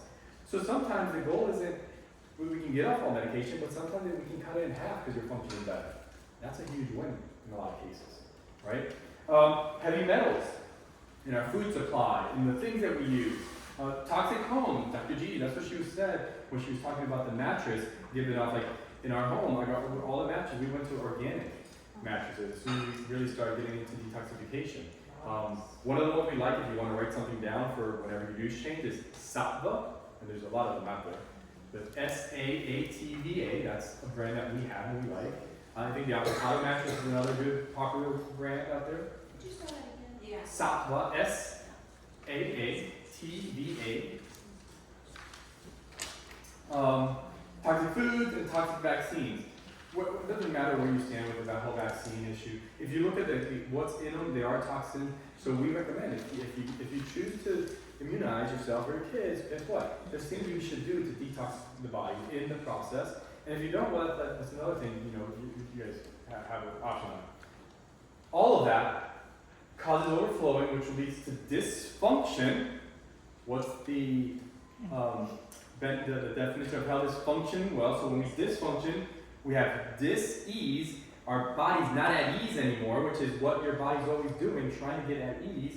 And then disease happens, and then we have symptoms. And what do we do with symptoms typically? We just medicate again, and we're back in this. We're never really looking at all the potential things that can be causing the symptoms, right? So, with bioaccumulation, how does our body deal with toxins? What is our immune system for? Let me ask you this one. What is it for? Fight. That's what we think, right? It's fighting disease, and it is correct. But it has two effects, and I think you said it, right? The effect, filtering. Your immune system, the primary role of your immune system is for maintenance and cleansing of the body. The secondary role then, if it has enough reserves, is to fight disease. Is to fight the bacteria, the viruses, the pathogens that are coming in. But its primary role is to filter, is to maintain, is to clean your body. And if it's overwhelmed with too much cleaning, then it has little reserves for the actual fighting. And this is where we see a lot of different immune issues starting to happen in our society. We have an epidemic of autoimmune issues in our culture that we've never seen before. We've never had this happen. Why is that? Because we have so many toxins that our bodies deal with. And as you deal with more and more toxins, your immune system literally goes haywire. It is a stress to the immune system, which once again puts you into the sympathetic mode, because when you're fighting something, your body is stressed out. And then, when it's in stress mode, it can even switch and start fighting itself, or fighting the body. Like God did not make you to fight your immune system to fight your body. And here's what I would say to this. If you were born with an autoimmune issue, like from day one they knew, hey, this is part of, for whatever reason, I get it. There could be some genetic difference or expression that happens. But if you were fine for 10, 20, 30, 40, 50 years, whatever the time frame, and then something happened and triggered an autoimmune response, the key word is something triggered it. It's not that this is just the way you were made. You weren't just made to fight yourself. Something triggered it. And if something triggered it, we can peel back some layers and try to figure out where that trigger came from. And in many cases, it's these different toxic levels that our bodies are dealing with. Does that make sense there? So our immune system, yes? I was just gonna say, can you hit the toxins, the cleaning products and the things on your skin? You know, the lotions and Yeah. all that. Can I go through your asking? Say that You're again. asking me? Yeah, I was just gonna say, if you could hit that, just, because that's probably the. Yeah, so some of the things I'll talk about here, I talk about in the book also. That's why I gave you the books. I know we didn't have a lot of time to go through this, but in the book I have the top 3 chemicals that you want to look for in your cleaning supplies. So those are in the book to go through. You have dilates, there's DEA, there's a couple of them in there. They're also in the book. I have the top 5 things that you have to look, you can look for. I go through water and different things like that. So yeah, that's in there. All right. So with the immune system dealing with toxins, we need to have a process to cleanse our body and detox our body. Now I say those 2 words. Do they mean the same thing? Are they different? What do you guys think? Because we will use these interchangeably sometimes. Do you know the difference? Let me say it this way. I think It's it's kind of vague, it's kind of right, you're always kind of, I don't know. There is a difference, but I think it's subtle. And if you kind of Google and start researching, people clock it back and forth. I, in my head, now this is not in the book, I made a clear distinction just for the way I want to view it. And the way I view it is this: cleansing is more at a gut level. It is more for like my GI tract. I want to cleanse my GI tract, and as I cleanse my gut and GI tract, it will have an upstream effect to cleanse my cells, liver, blah, blah, blah. But, so that's cleansing. Detox then would be something you do that's at a deeper level, going into like cellular detoxification or liver detox. That's a little bit deeper. That's the way I like to separate it out. And then here's why. This is not in the book. I wish I would have done this when I had the book. I didn't do this, but I started this after the book. We now do what I call the 3D detox plan. We do this at home, we do it as our team. And the 3D detox plan is a plan where you're continually cleansing and detoxifying. This might be your start. Or maybe just one of these might be your start. So detoxing weekly, cleaner products, right, Judy? Cleaner foods. And when it comes to products, yes, it's what you're putting on your skin, it's what you're wearing makeup-wise, it's what you're putting in your hair when you're washing it. It's the cleaning products at home. Cleaner foods. Progress, not perfection. Progressing towards cleaner foods. The book talks all about this, and I am going to go through part of the nutrition here. Detoxifying teas. These are teas that you can have at home that you help your body and your liver just detox, right? Staying hydrated, detoxing, more water, more hydration, in Florida. Leg compression, doing sauna treatments. Those things, you don't know what leg compression is? They have these sleeve that you put on your leg and it squeezes your legs, because as we go through our day, a lot of the lymphatic system gets stagnant into our legs. We sometimes get a little puffy. That's the lymphatic system that's not draining. If your lymphatic system is not draining, guess what? You're getting more buildup of toxins in your system. So you put these leg compressions on and it squeezes, almost like a blood pressure cuff, and it squeezes that lymphatic system. Something that we have at the office, and later we have some free sessions that we're going to hand out as gifts as well. So, leg compression saunas, infrared saunas in particular, that gets deep into the cells. I know Stephanie talks about infrared sauna quite a bit. Yes? Can you speak a little bit about foot detox? The foot bath detox. Yeah, foot bath detox. What would you have me to say about them? I mean, they're good. I would definitely recommend them. So, I these are. have a foot detox. Yeah. I Yeah, have absolutely. And I don't do it as often as I should, but that really does a lot of detoxing. Yeah, so right? yes, so back to the whole leg compression. What happens is many of us don't ever decompress our legs, so the lymphatic system really gets bogged down, and all those toxins eventually end up down towards the bottom of our legs and feet. So that's why when we do a foot detox, it starts to pull out some of that stuff that's kind of been stuck there, so to speak. Yes. Because a lot of people have different opinions about it. Yeah. But when my husband and I use it, we see the water changes color. Oh, absolutely, yeah. That's bogus, it's just black. Yeah. But it seems real to me. Yeah. We sleep better. Absolutely. So, and then guess what? They say a lot of what we're talking about is bogus out there. They say a lot of what we're talking about is bogus out there, right? But it's so it's great. And she just wants to know how you foot detox. Yeah, no, I think it's good. I think it's great. We love it. Yeah, I think it's another tool in the box to start using to help with your body for the healing process. Absolutely. Yeah, I think it's a great. Even the salt water under the beach, standing up to Oh, your knees salt water, for 20 yeah. minutes, stand in that water. Yeah. If you're there. I was at a spa, Sycamore Spa with a friend of mine, and we were in the pool most of the day. I was so much fluid, and then I was reading why, and I guess it's the compression from the water will press against your body and release all that fluid. Yeah. I'll tell you, but I lost a lot of fluid that day. Absolutely. So that's another way. Yeah. So on a weekly basis, we want to be detoxing. So this is part of the detox plan. Are you doing some of this stuff weekly to help your body detox? So then on a monthly basis, the second part of that would be doing something that's a little bit deeper. That's my cleanse. So once a month, we do a 1-day juice cleanse, or a 1 day or a couple of days of eating raw foods, or even a fasting day. And physically fasting is so beneficial, but on the other hand, like it's amazing that everything that we find beneficial for our physical, it was there from the beginning in the spiritual realm first. So I just always find those things fascinating. So first Monday of the month, we do a juice cleanse, a 1-day juice cleanse. And we juice all day that Monday, giving our digestive tract a chance to rest. Right? So often, we just don't give it a chance to rest. And for something to heal, sometimes it needs rest for it to heal, right?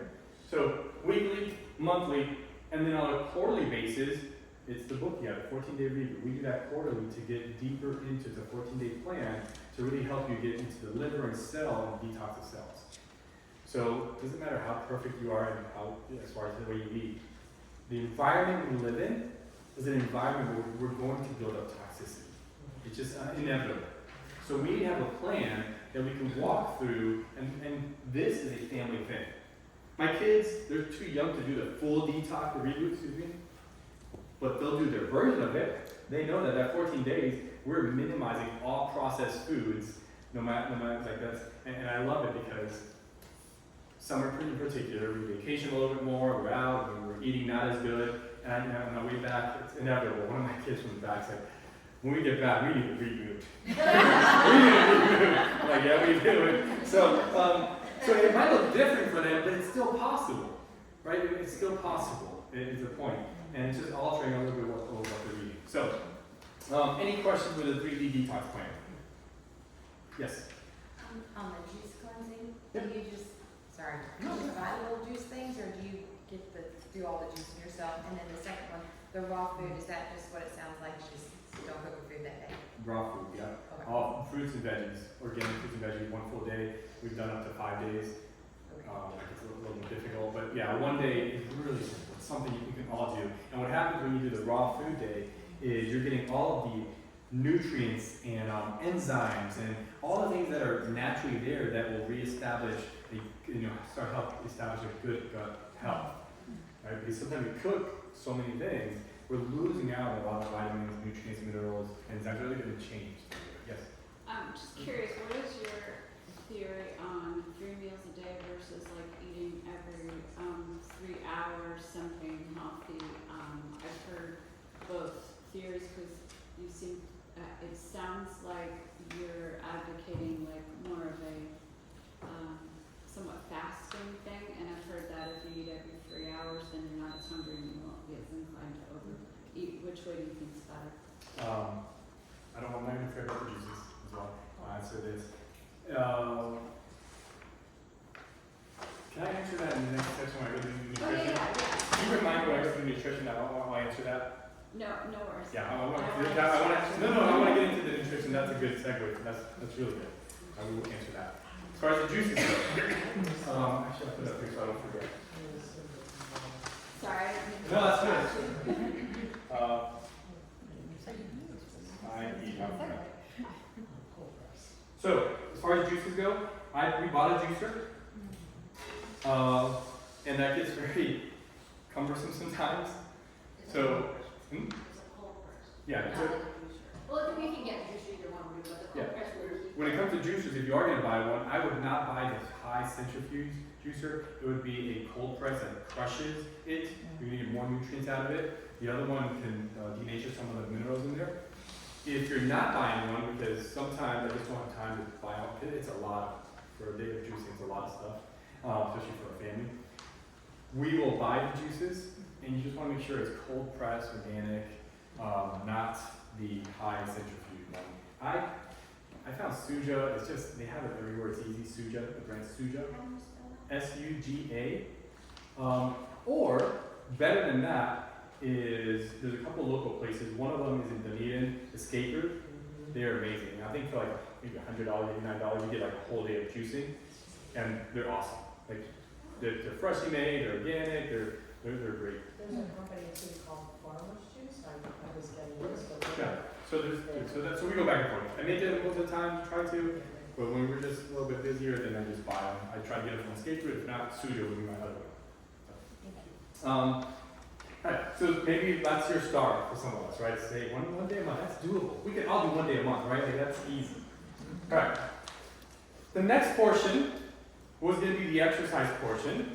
And in the exercise portion, we didn't want to come up here and talk about, I mean, we have an expert here. We were going to talk about exercise. And I think we know the benefits. You guys have been with Stephanie long enough, some of you. What we wanted to do is talk about this from a lymphatic drainage perspective. Now, because of time constraints, we won't be able to go through all the lymphatic system. Dr. Gigi does a full, what was it, like an hour talking.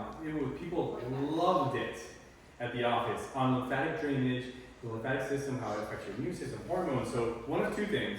A, we can talk about having her come and do that again. Or, maybe. Yeah, I saw you. The second option, which is not as good because it's better to have her in person. She did, I think, record a portion of it, and we can potentially send that out as well. So, I can record it. oh, you didn't record it yet? Oh, I thought you recorded. Okay, so only one option. You can have her back and do the whole lymphatic time. It's awesome. So she'll go through all of that. We're gonna try to get through some of the highlights, but it would be not doing it justice just to highlight it. So, with the lymphatic drainage, part of the detoxing exercise, we are giving 6 leg compression sessions.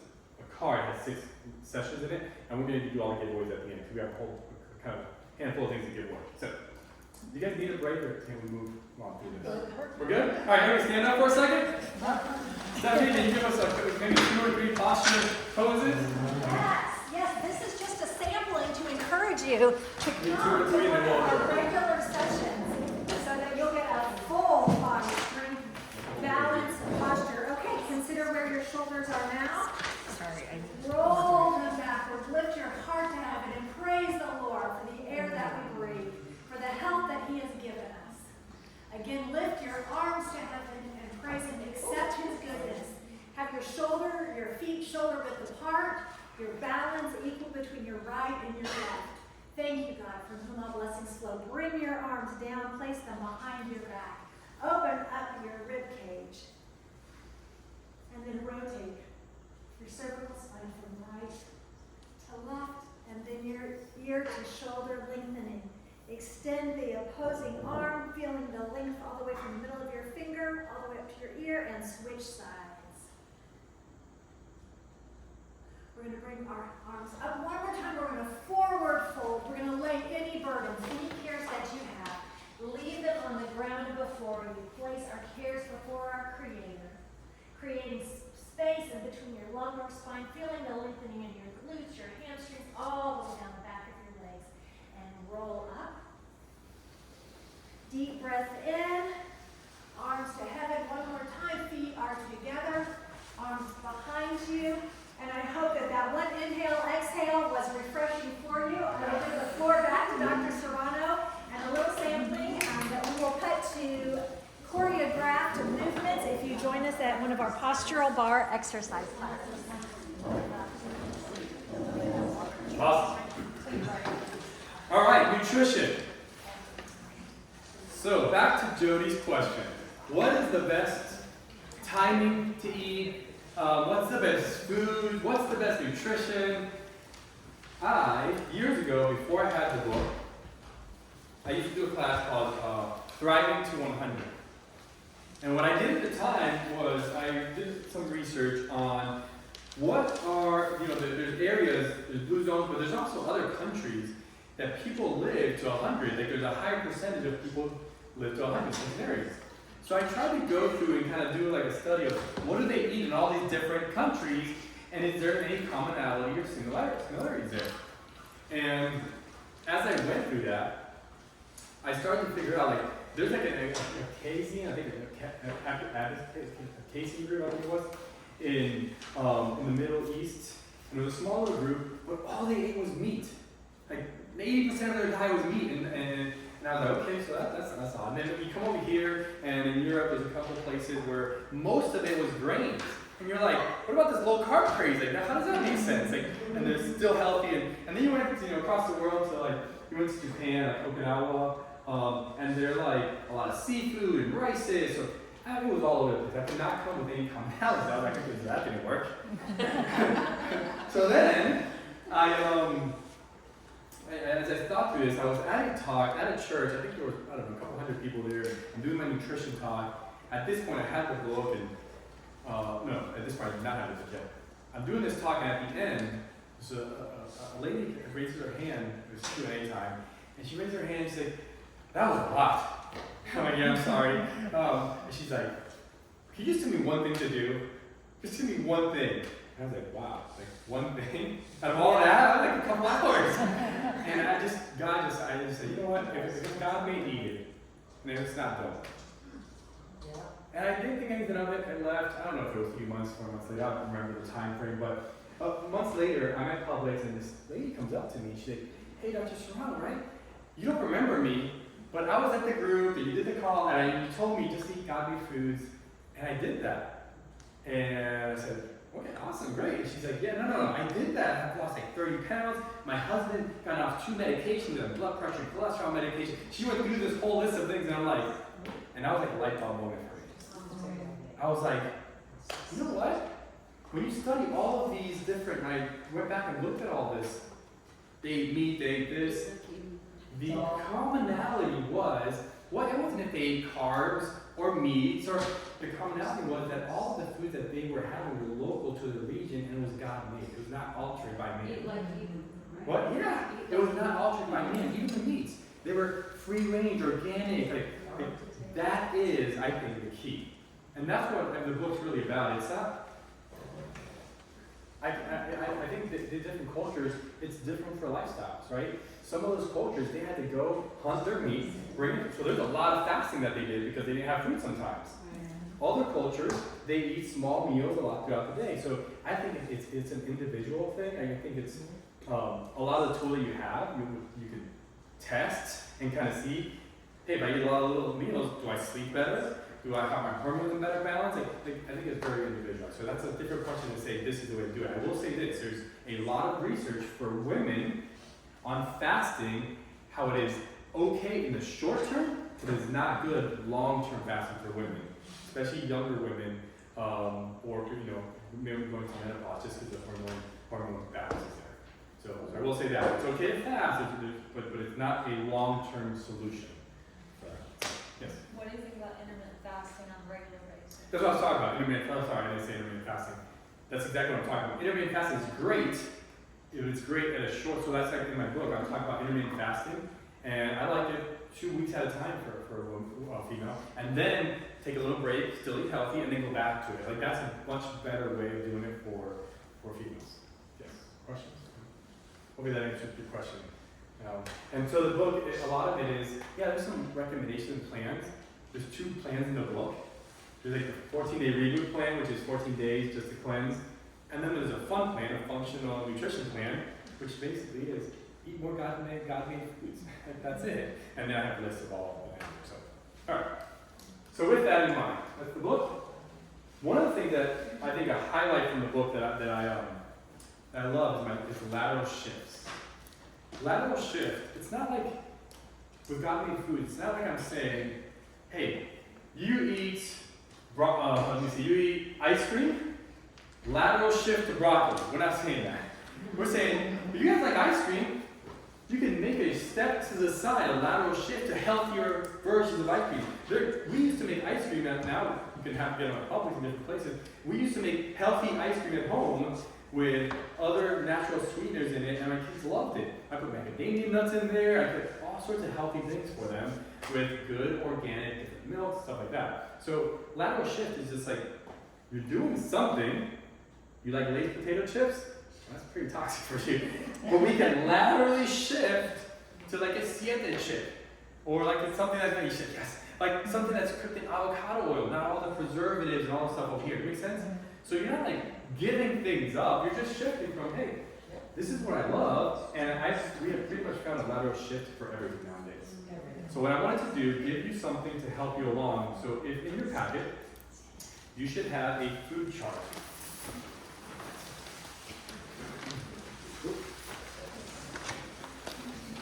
This is one of those things that I wish was in the book that was not in the book. This is an afterthought. Oh man, this would have been perfect. That's when you write a book, it's tough. Because then afterward you're like, all the things I forgot I wanted to put in there. So Does it look like this? Yes, sorry. Okay. Can I So, borrow it's one the from second, these? it's the second. Rachel, do you have doing them? this Can I one. borrow yours and Here's some more. get it back? You guys can share there. Alright, so this is my nutrition guide. I love this thing because, you know, along the top, on the left-hand side, you see all of the, along the side, I should say, all the different food categories. Then across the top, you see worst to best. Right? So in my home, at home is where we do 1% of our eating. 80% of our eating is at home. So I know that if 80% of the time, I stick to the last two categories to the right, we're doing great. Then when I go out to eat, I will try to choose best, but sometimes it's vacation time and it's okay. So we know we dig into the other left side of the column there. So how do you use this? Really simple. The first thing I would start with when it comes to foods is the opposite of what you would think. Most people, when they are going to eat healthier, they'll say, I'm going to go buy organic apples and organic veggies and fruits. That is not where you want to spend your money first. If there's a budget, if you want to look at your budget, the first place you want to spend your money is on the things that are going to impact your health the most. And it's not going to be your fruits and veggies. You know what impacts you the most? Anything that comes from an animal source. If it comes from an animal, you want to spend your money there first, then if there's left in the budget to get the organic apples, go ahead and do that. Here's why. Remember bioaccumulation? Yes. We accumulate toxicity. Bioaccumulation, it's even worse in our animals. So think about a cow. What should they be eating? Grass. What do they feed them? Corn, genetically modified corn. And when oil prices go up, a lot of times what they'll do is they'll take the byproduct of the candy industry, mix that in with the corn, give it to them. So think about this. If I ate corn, genetically modified corn, grains, and candy all day long, would my hormones be in balance? No. Would I be very sick? Yes. So then because I'm sick, they have to give me a bunch of what? Medications. So they feed them a bunch of medications. They give them hormones to make them bigger, stronger, faster. Probably not stronger, just faster. And then we buy that, and guess what we're getting? All the antibiotics, all the hormones, all the pesticides, all the things, and then we think, let me just go get the apple that's organic. No, you're creating a lot of bioaccumulation in your system. And then we talk a lot about kids in our practice. Everything I'm going to say, I have to go back to the kids. So your kids are developing. Our kids, our grandkids, our own kids, if we're giving them these meats that are toxic, that are denatured, that are not healthy, what kind of bodies do you think they're actually going to develop? Bodies that are unnatural, that look different. You know, we see all the different hormone changes in our kids sooner or earlier, and then we wonder, like, hey, well, how did we get here? It's because we just don't understand as parents where to start. By the way, if you have kids or grandkids, Thursday, August 3rd, is that Thursday, August 3rd? Yes. This is just side note, I just thought about it. August 3rd, I'm doing a talk at the office on ending the food fight. Like, how did I take, full side note here. So my oldest, I have 4 kids, one away. Our oldest is 15, she's my sister that we adopted. And we took her in when she was 7. And a lot of people used to look at us and say, well, it's easy for you to say because your kids grew up like this. Well, no, my sister did not grow up like this. Yeah. For her first 7 years of life, it was Subway, McDonald's, school lunches. It was a bag of medications. She had the worst eczema you're ever going to see on a child. She had inhalers for her asthma. She had anxiety medication she came with. Like literally, when we signed over, it was like, here's the bag of pills. And we need to figure out real quickly, like, how do we transition into what our lifestyle? And we failed a lot. I started with the wrong things, and so we had a trial and error. So all of that knowledge, that's what I'll be sharing in ending the food fight. If you have kids or grandkids, and you're like, how do we move them forward? How do we end this thing? I'll be sharing a lot of those tips on August 3rd at the office at 6:30. So write that down if you have somebody you want to invite. We do have space for that. There's no charge for it. So anyways, to end that story, it took about 6 months. In about 6 months, we got half the medication. Close to about a year mark, you couldn't even tell, other than like her skin's a little rough in a couple areas, you could not even tell that she ever had literally the worst eczema I've ever seen. And when we first got her, I remember going into her room and changing her sheets almost every night for the first few weeks because she was scratching, would bleed everywhere, and we didn't want seeing that. Anyway, so about a year later, no asthma, no anxiety, all the medications are gone. Until this day, she's 15 now. I don't think she's never used one of the inhalers. We had it just in case, we don't know. So so that's the power of what we're doing, but it takes effort, time, and stuff. So, how do I get there? Meats, that's what I got there. Meats are the most important part of this. Yes. Once you get the meats under control, then you go to your fats, then you go to the fruits, veggies, and all that. So this is how you use the chart. This is why I say on 30. I'm like, I don't know if I'm going to be able to stop it on 30. I have so much I want to share. All right, so you go to your meat section, you look at meats there. The worst there is conventional factory farm, poultry, grain, beef, pork, all processed meats. So this is, if you go to Publix, this is the best example, I think we're all familiar with this. This is you go to Publix and you go to the meat section, and that's their regular meat. So we have never stopped at the regular, our kids were like, we're not ever. So then if you go, if you want to make the first step, you go to the next one. This is the next best one at Publix. It's organic, hormone-free, and that's beef, turkey, pork, all the things. That would be your green white section. Right? You guys understand? You've seen that? So if that's where your budget is, great. That is so much better than the first section. Go to green whites. If you say, oh, there's a little bit more in the budget, I can spend a few more dollars per pound of meat, whatever. You go to the next section, and that's organic, free-range poultry, grass-fed beef, and nitrate-free turkeys and meats and stuff like that. That's the next one. The best one would be, just because it says grass-fed beef at the store does not mean it's grass-finished. They still can finish it with grains the last 90 days of its life. So the best one would be organic, 100% grass-fed and grass-finished. And or even better is if you can get it locally. And I can't get into all the benefits of local, but when you have something locally, the same thing when you think about bees and local honey and what that does to our immune system, same thing happens with anything that you get locally. When we cough into the environment, whatever viruses or bacteria that goes into our ecosystem, eventually that spreads and gets into the fertilizer. And they've done studies where they do different apples, same type of apples from different parts of the country, and when they study the vitamins, they're different depending on what is needed for your environment of what your whole community is actually exposed to. Like how cool, like how amazing is God? It's just like breast milk, right? Like when you're feeding your baby, if your baby starts to have like cyanose, your breast milk will change its components in there to feed the baby exactly what it needs. Your environment does the same thing for us. So that's how you use this. Any questions on this? So start with the meats, I would then look at the oils, and then look at all the other stuff. And at our home, like I said, we try to stick to the last two. Sometimes we might have to dip to that next one, but really the last two. And if you're 80% there, man, you are on track for good stuff. Yes? Where do you shop for the last two on the meat section? Great question. I am just switching now. I used to do for the meat, I'm blanking, Butcher Box, right? I used to use Butcher Box, they're still great, but Gigi was using White Oak Pastures. White Oak Pastures. It's a farm in Georgia. It's a farm in Georgia. We had in the past had like a local cow that we bought as different families, and we would do that as well. But this is just easier. Yeah, because you said that, like, I buy like. White Oak Pasture for grass or Butcher Box are two good options. They send it like freeze up and everything, so you get it within. You can also get at Sprouts. Publix still has them. That would still be like the last two categories you can get. Not the last one, maybe. Yeah, actually you can.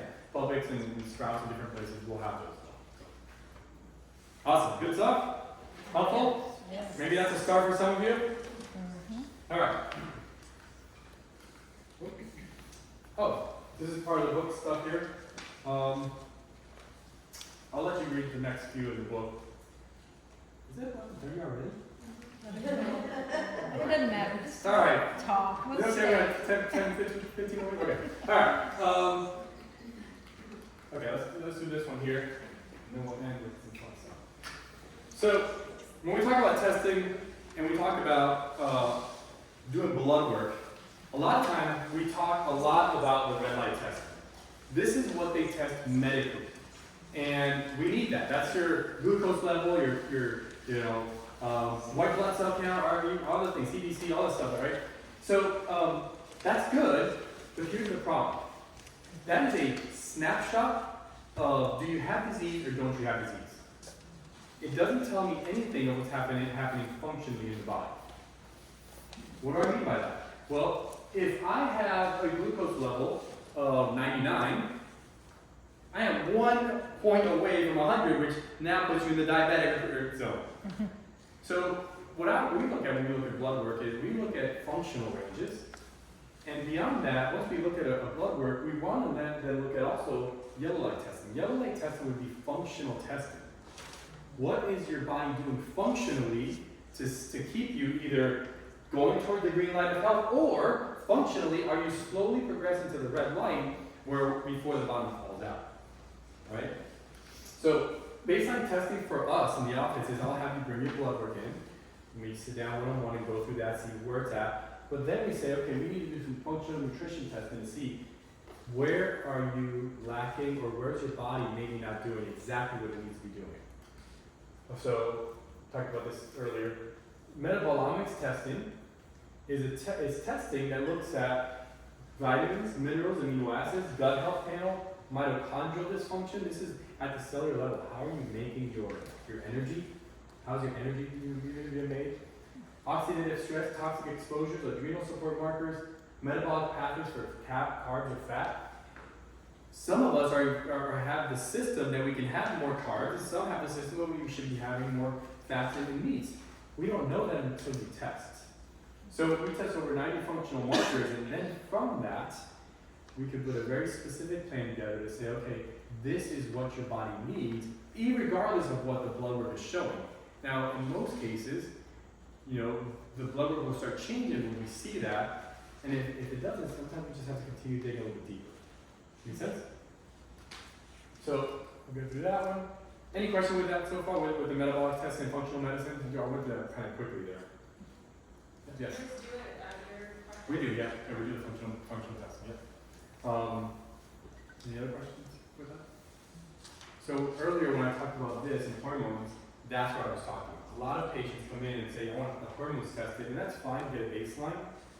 But if we're not doing the functional test that tells me, hey, you're taking fats or cholesterol in, are you able to break that down every step of the way to get to the pregnenolone so that you can feed this pathway?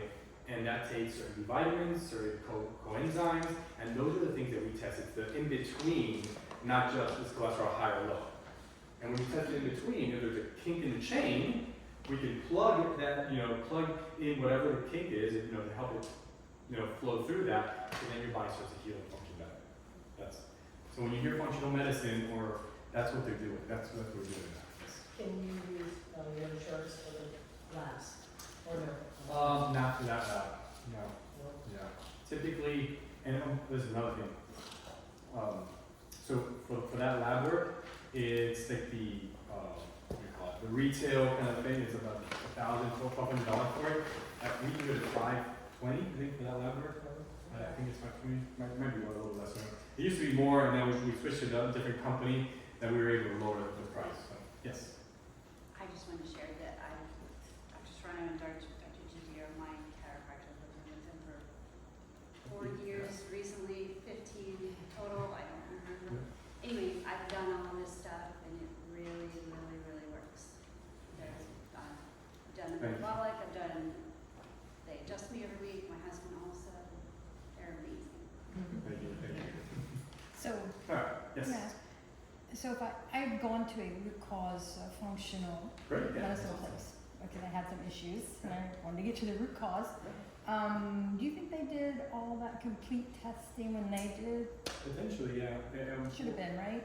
Potentially. They yeah. found I was sensitive to gluten, so Okay. that's a new thing for me, new challenge. So one of the things we will at the end here, we're gonna do a couple giveaways here as well.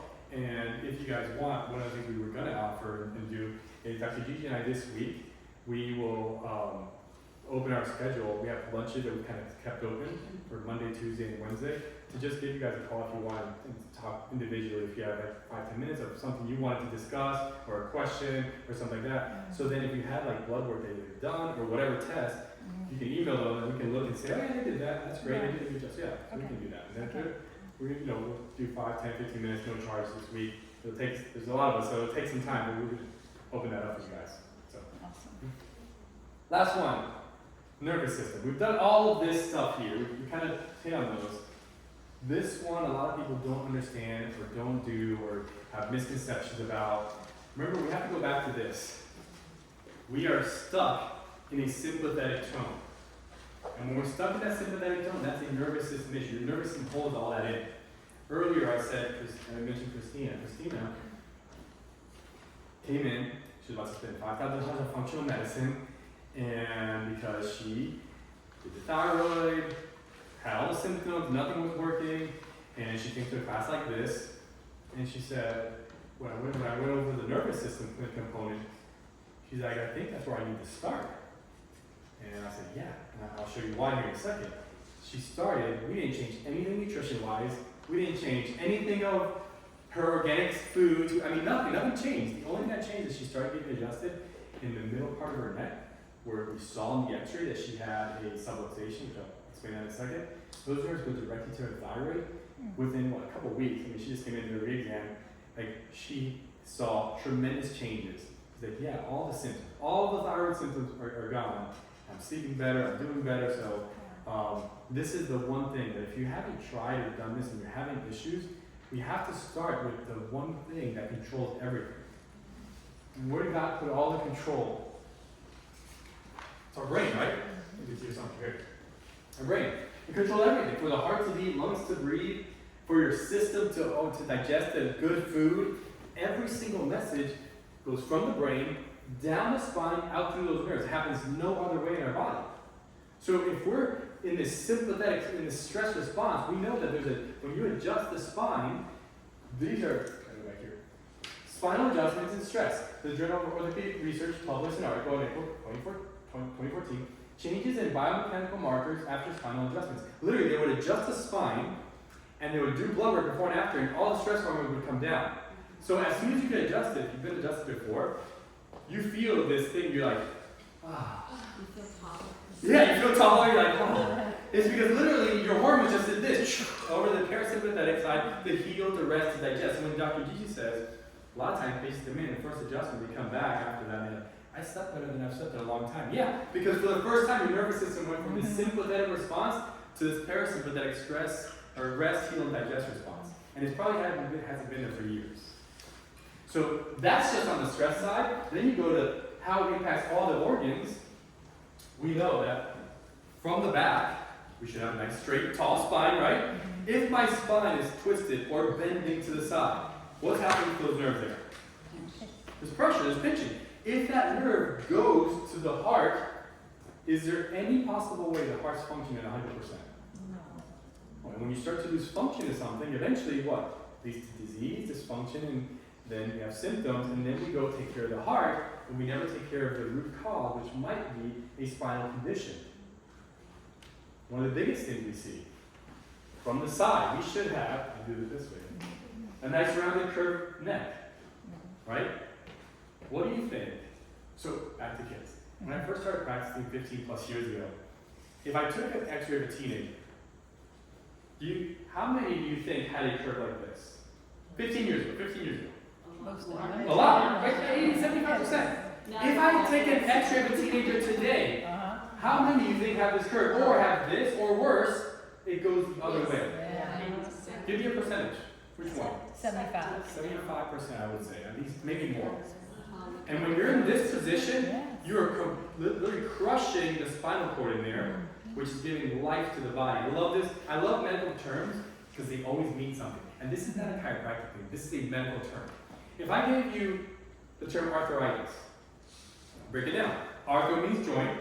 Itis means what? Inflammation. Arthritis, all it means is inflammation of the joint. If it stays there long enough, it will degenerate. Okay, that's arthritis.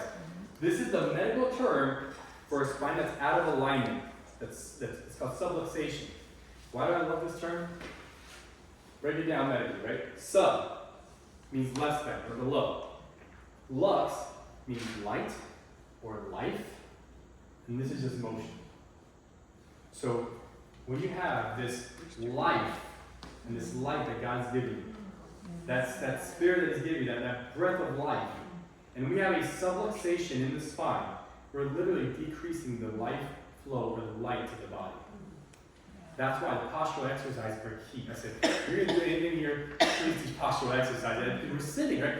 And as we start to decrease that life flow or that light going through the body, we start to have dysfunction disease and the body cannot function and heal at maximum potential. That's what we do in the practice. We want to look at somebody's spine posture. We're going to potentially take certain x-rays, depending on what we're seeing, and then say, hey, here's a couple of the areas that are concerning to us. Here's some recommendations for stretches, exercise, and adjustment to get it in the best position possible so that you can live to whatever potential God's put inside.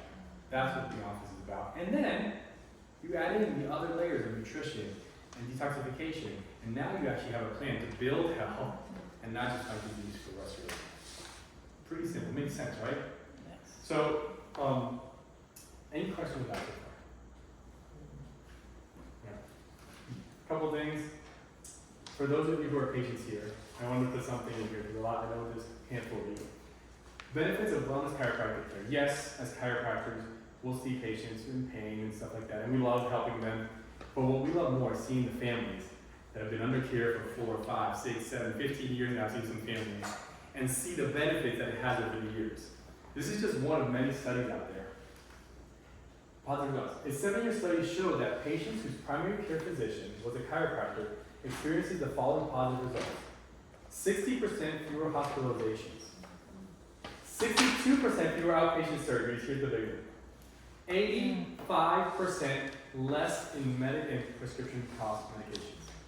This is a person who's been under wellness chiropractic care for years, and the first time that they have a symptom or some changes, they'll talk to us and say, hey, this is what's going on that's different, or is there something that we can do naturally or, to help this? And we say, yeah, here's X, Y, and Z, and we try it.